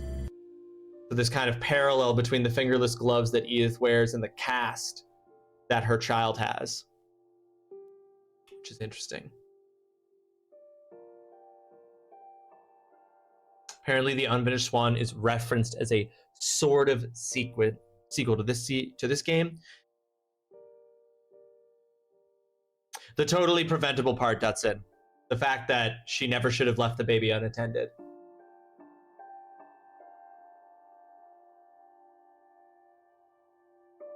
Her son actually has a name. Oh, did I miss it? Did I miss her saying her son's name? And that it is in fact a son? I thought it was a son, but I wasn't 100% sure. Christopher. I missed that. Or I just didn't absorb it, forgot it. You did, I thought this was gonna be a 2-stream affair, but clearly not.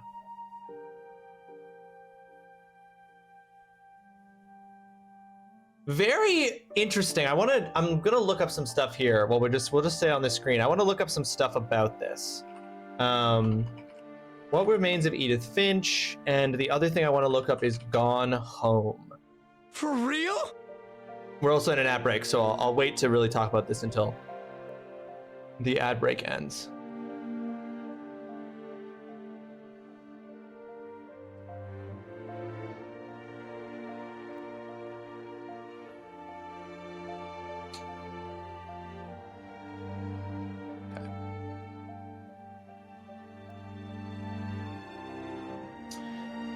No, I knew it wouldn't have been. It was a very short game. It is a very short game. But I didn't think it was going to be shorter than this bed we made. But it is a walking sim, and it's about the length of a walking sim. Like most walking sims are designed to be played in one sitting, right? I think Firewatch might be an instance of a walking sim that's a bit on the long side. Let's see here. What Remains of Edith Finch? We obviously beat it in 2 hours. Yep. Main story takes 2 hours. If we compare that to something like Gone Home is also 2 hours, which I feel like is probably the most direct influence on this game. Let's look at the very first ever walking sim, Dear Esther. Dear Esther is 1.5 hours. And then let's look at Firewatch. See, Firewatch is twice as long. Firewatch is 4 hours. So it's twice the length of either What Remains of Edith Finch or Gone Home. Firewatch is excellent, Ivory. I love Firewatch. True, Mama. I was taking a longer time. I can speedrun Gone Home in like 4 minutes. Yeah, sure, of course you can. But like, designed to be a game played over 2 hours.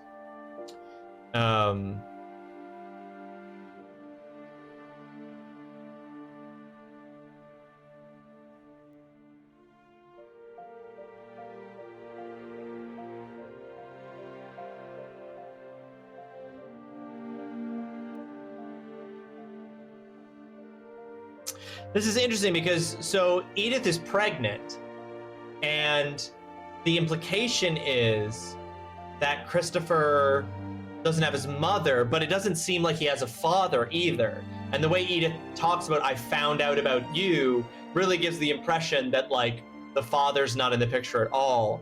So Christopher's just without parents.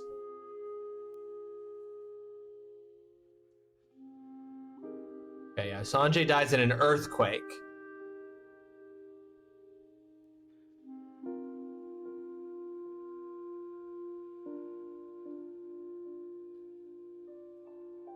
He's an immaculate conception, Dutson. Christopher is an immaculate conception. Ian Dallas, the giant sparrow confirmed that Milton escaped into his artwork and became the king character of the Unfinished Swan, the team's previous game from Wikipedia. Cool. That's neat. So I was curious. So I assume other people here have played Gone Home.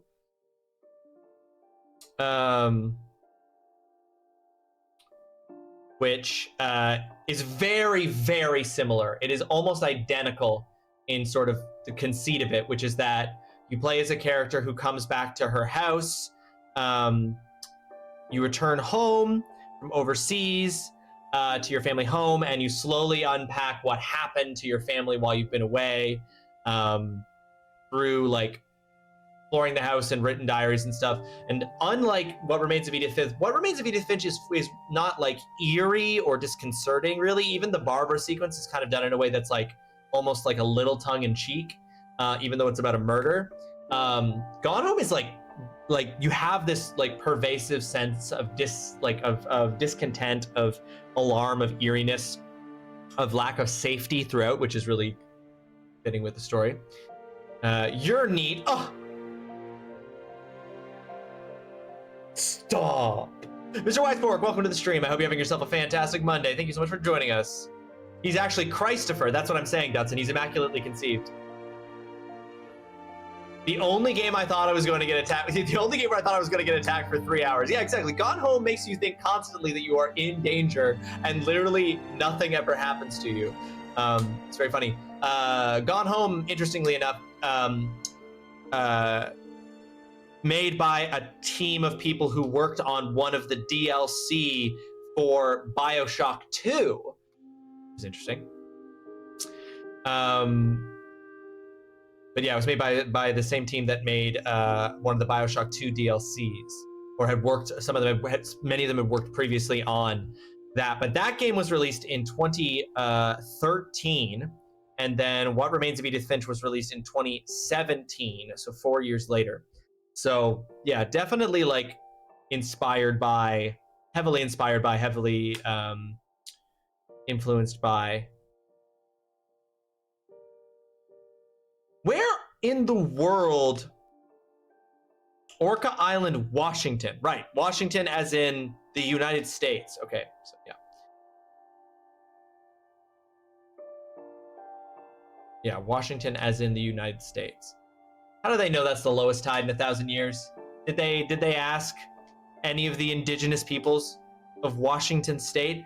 Also, absolutely crazy to think about how you would get from Norway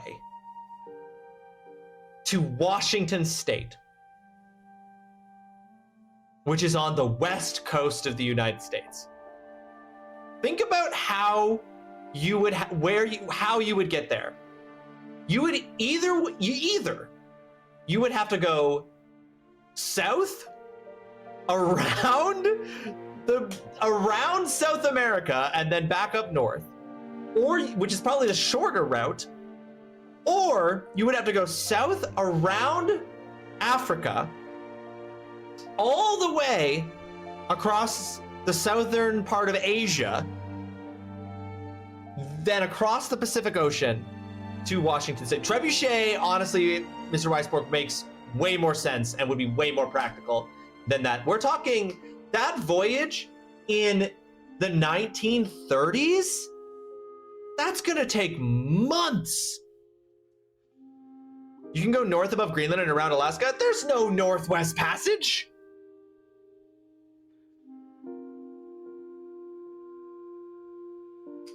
You think he went through the Arctic?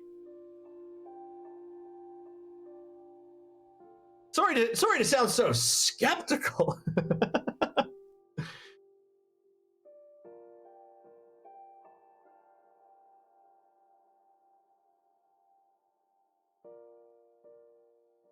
It seems crazy that would be the route. There's no Northwest Passage. They were just built different back then. No, they weren't. They were exactly like us. And in fact, they were probably sicker.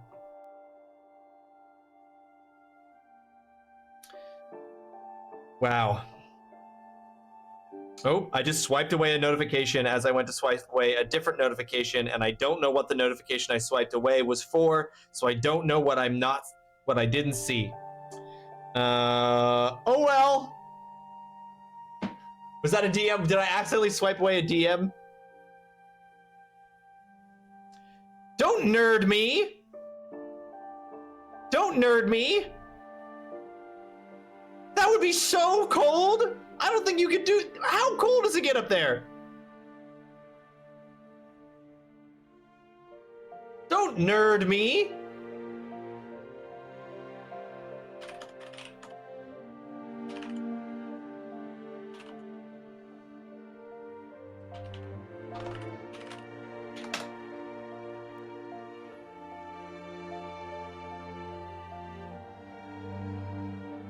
The Northwest Passage is the sea lane between the Atlantic and Pacific Oceans to the Arctic Oceans near the northern coast of North America via waterways to the Arctic archipelago of Canada.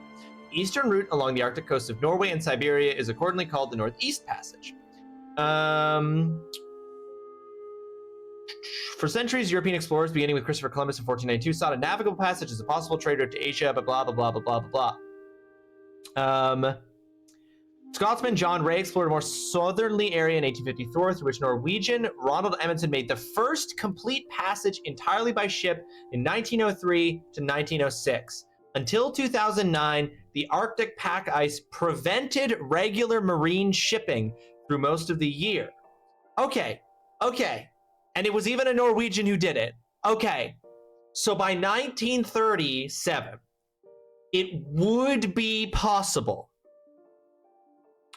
for you to go by boat through the Northwest Passage from Norway to the west coast of the United States during some parts of the year. So I will accept it. Finished work, paid all my bills for June, and ate a sandwich. Holly done now. Holly done more than enough now. Holly good. Glad to hear it, Holly. I hope you enjoyed the sandwich. Today's been a struggle, brother. I am so sorry it's been a struggle, Holly.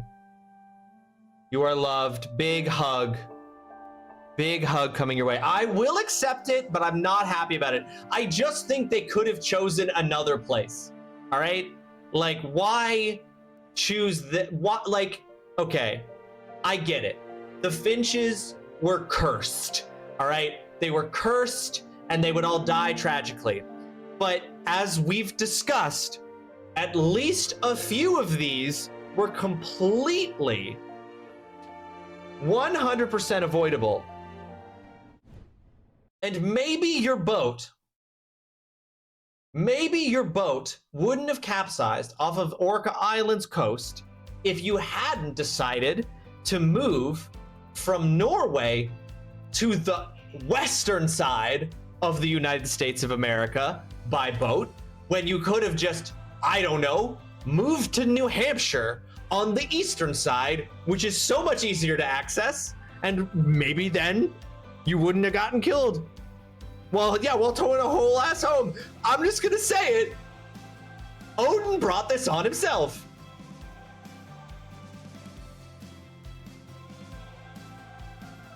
You know? Maybe the Finches were cursed. Maybe the Finches were dummies.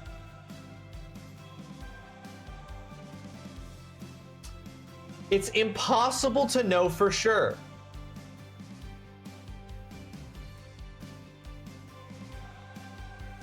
The benefit from working from home is that I've been in a comfy outfit all day. That is the benefit of working from home, unquestionably. Well, you know what this means, guys. Having beaten this game in a single stream, which is not what I was expecting to do, means we gotta update a bunch of things. First thing we're gonna update with my penis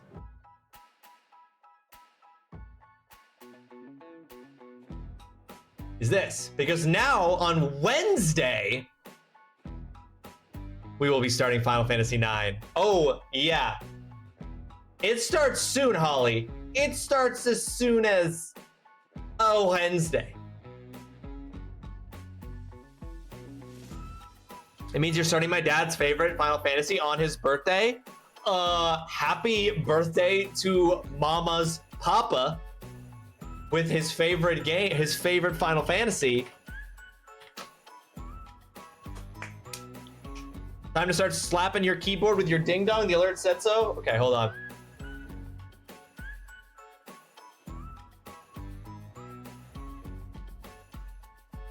You guys can't see, but this is obscene. This is obscene. You all made me do that. No, I won't. You're all obscene. You made me do it. Ruin my sheets, Daddy. I just stood up. What? I'm not allowed to stand, Holly? What? I'm not allowed to stand up on my own stream? What is this? What is this, Soviet Russia?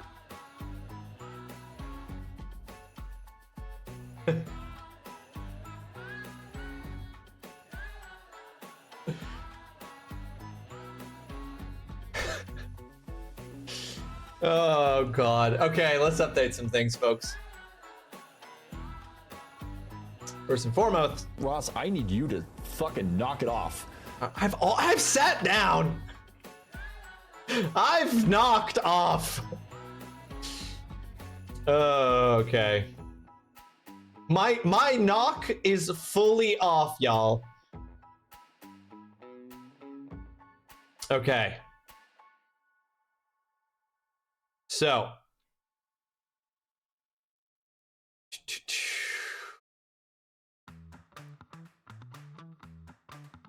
Next up will be Final Fantasy IX. Starting on Wednesday. Then we will have Viewfinder. Or Like No One Ever Was. Then we will have Sonic Frontiers. Or Foxhound. Then we will have Dredge for Cornelius. Unavowed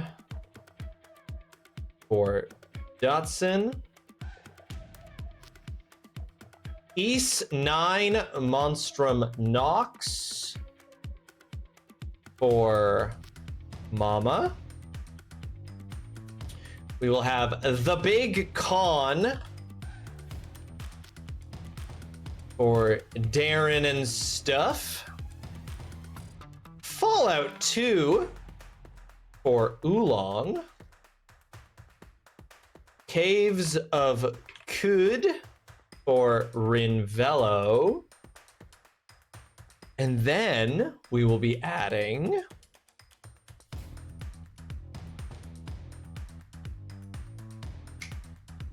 yes, moving closer again. I will put this here now. This is my favorite Final Fantasy. This is my favorite Final Fantasy ever. If any of y'all hoodlums do anything spoilery, I will not only take mod actions on you, but I also be personally offended.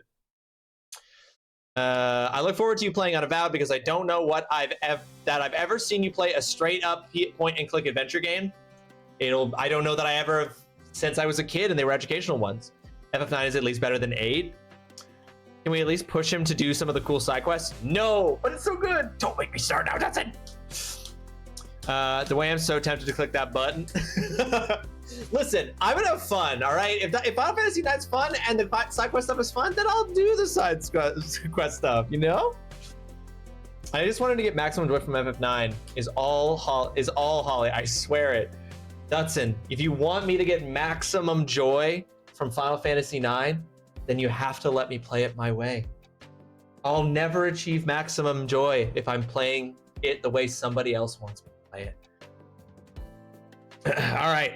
After Caves of Cud, we'll be playing... Do I have the... Yes, I do.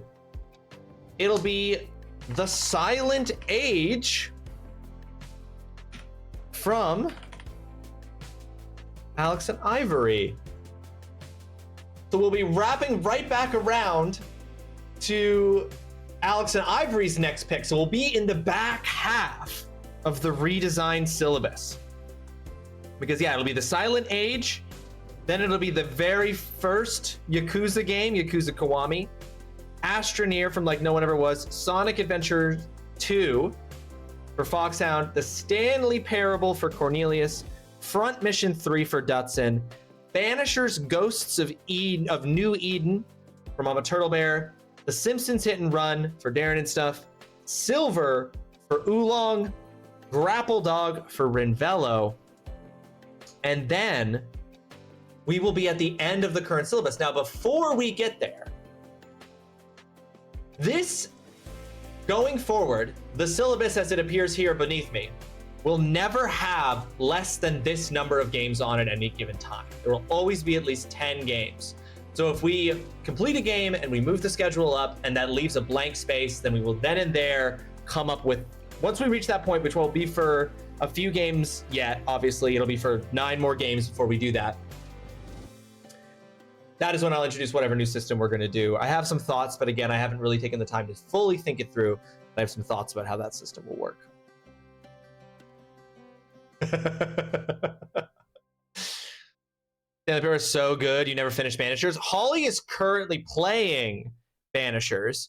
which I am avoiding spoilers on. I don't want spoilers for Banisher, so I've been avoiding them by avoiding Holly's streams to ensure I don't get any spoilers.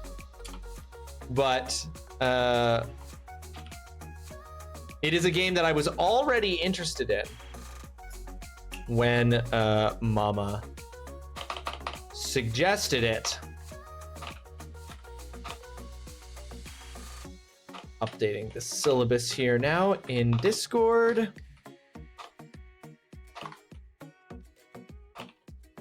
So, howlongtobeat.com says that Final Fantasy IX takes approximately 38 hours to complete the main story, 52 and a half hours to do the main plus extras. So let's assume I'm going to fall somewhere in between those two, 38 and 52. What I'm trying to figure out is, because I want to play Dredge in October. I don't think we're going to hit that. I might have to move Dredge up. Sonic Frontiers is between 16 and a half and 22 hours, which works out to be about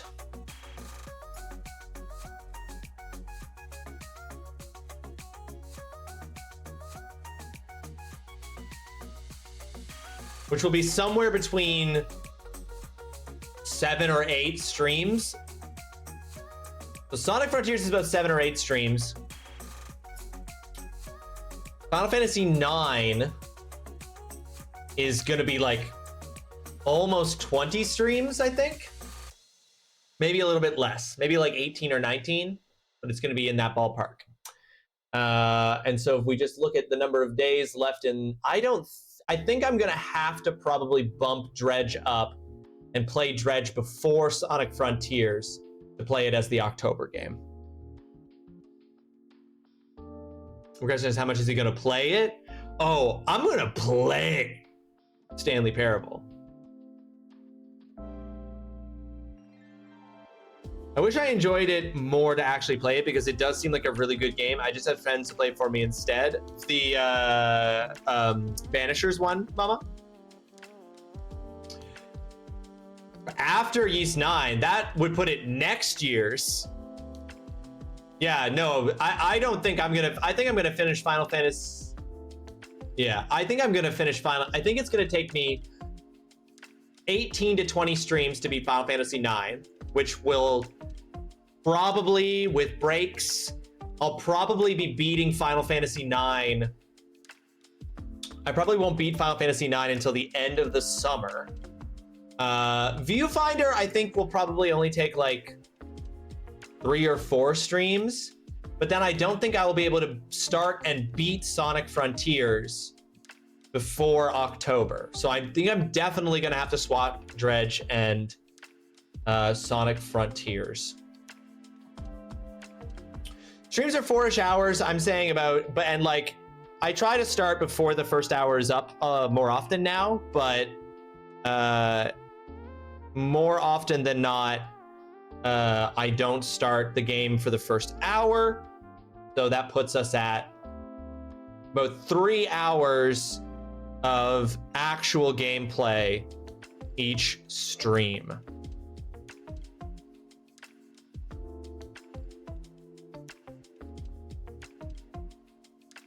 Okay, we're updating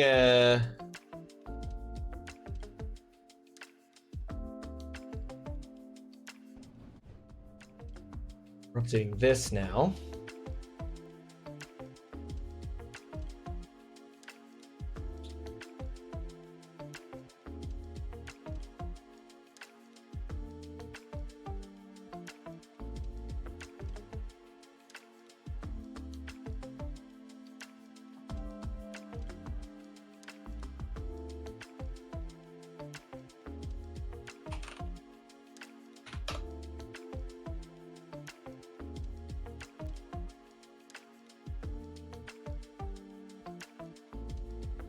Streams 4 hours, but an hour chatting and breaks chatting, etc.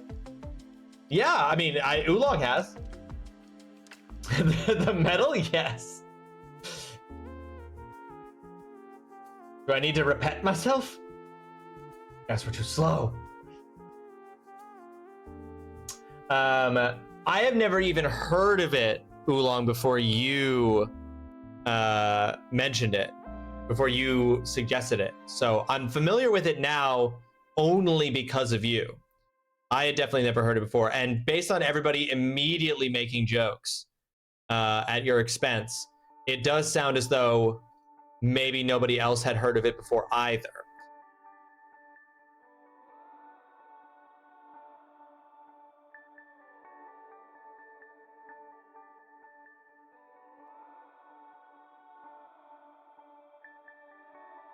What? What is... Hold on, something weird has happened.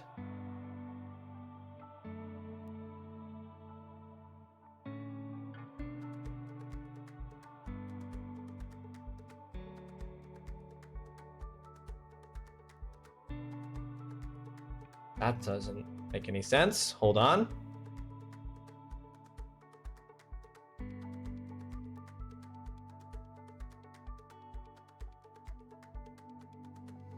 Yeah, it's Oolong's next pick. After Fallout 2 is Oolong's next pick, which is oh,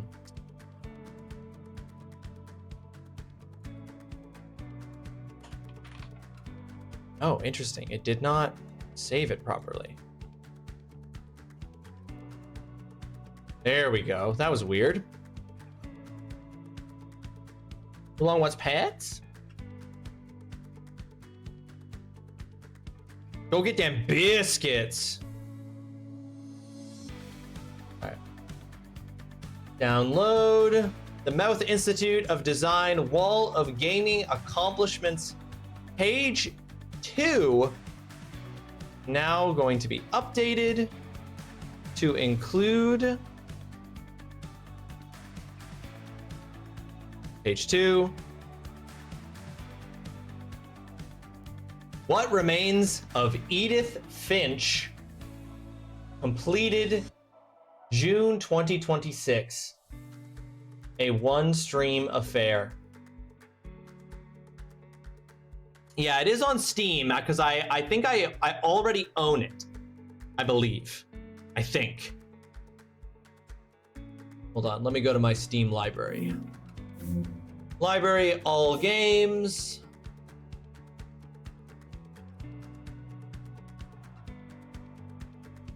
Yes. I do already own it, which is lovely. But yeah, I'd never heard of it before you suggested it, Oolong. I still don't know anything about it. Like, I still don't know what it is or what it's about, which is kind of exciting. I'm just like, I'm gonna find out what its deal is when I play it.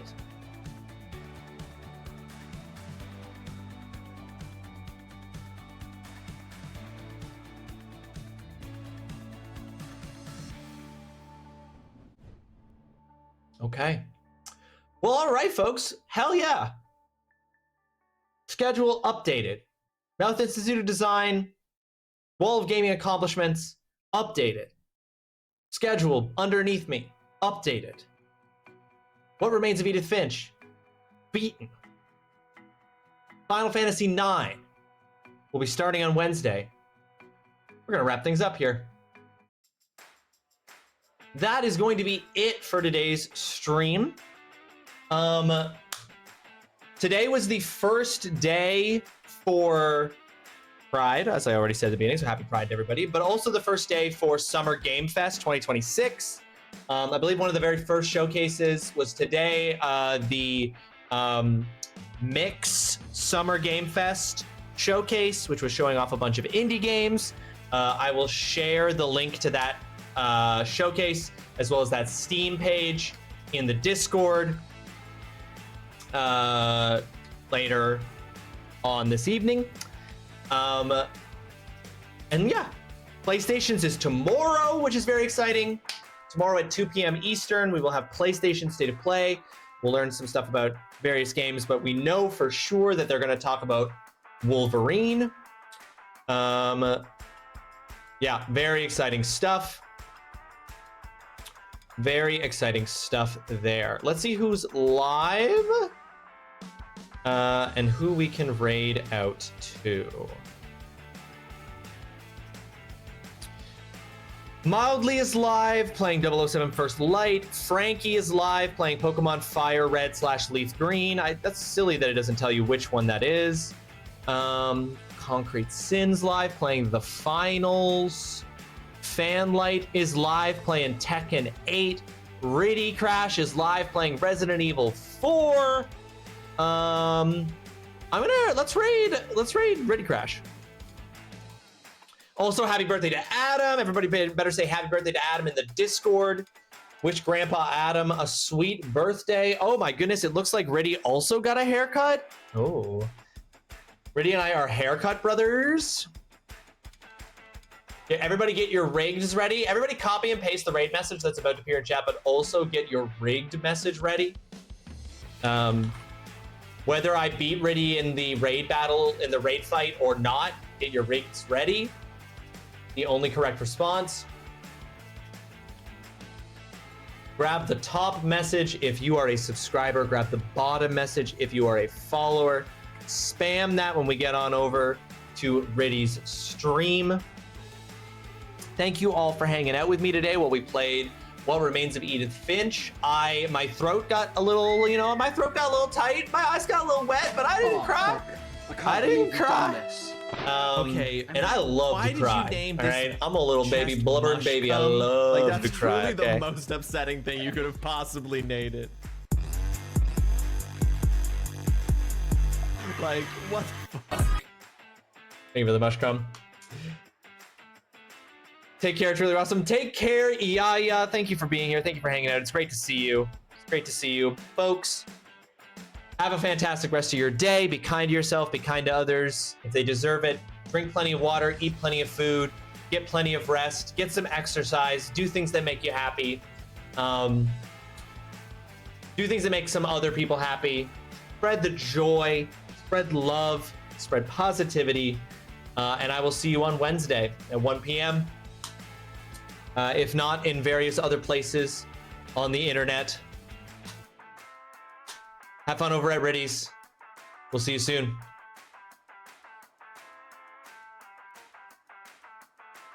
Bye.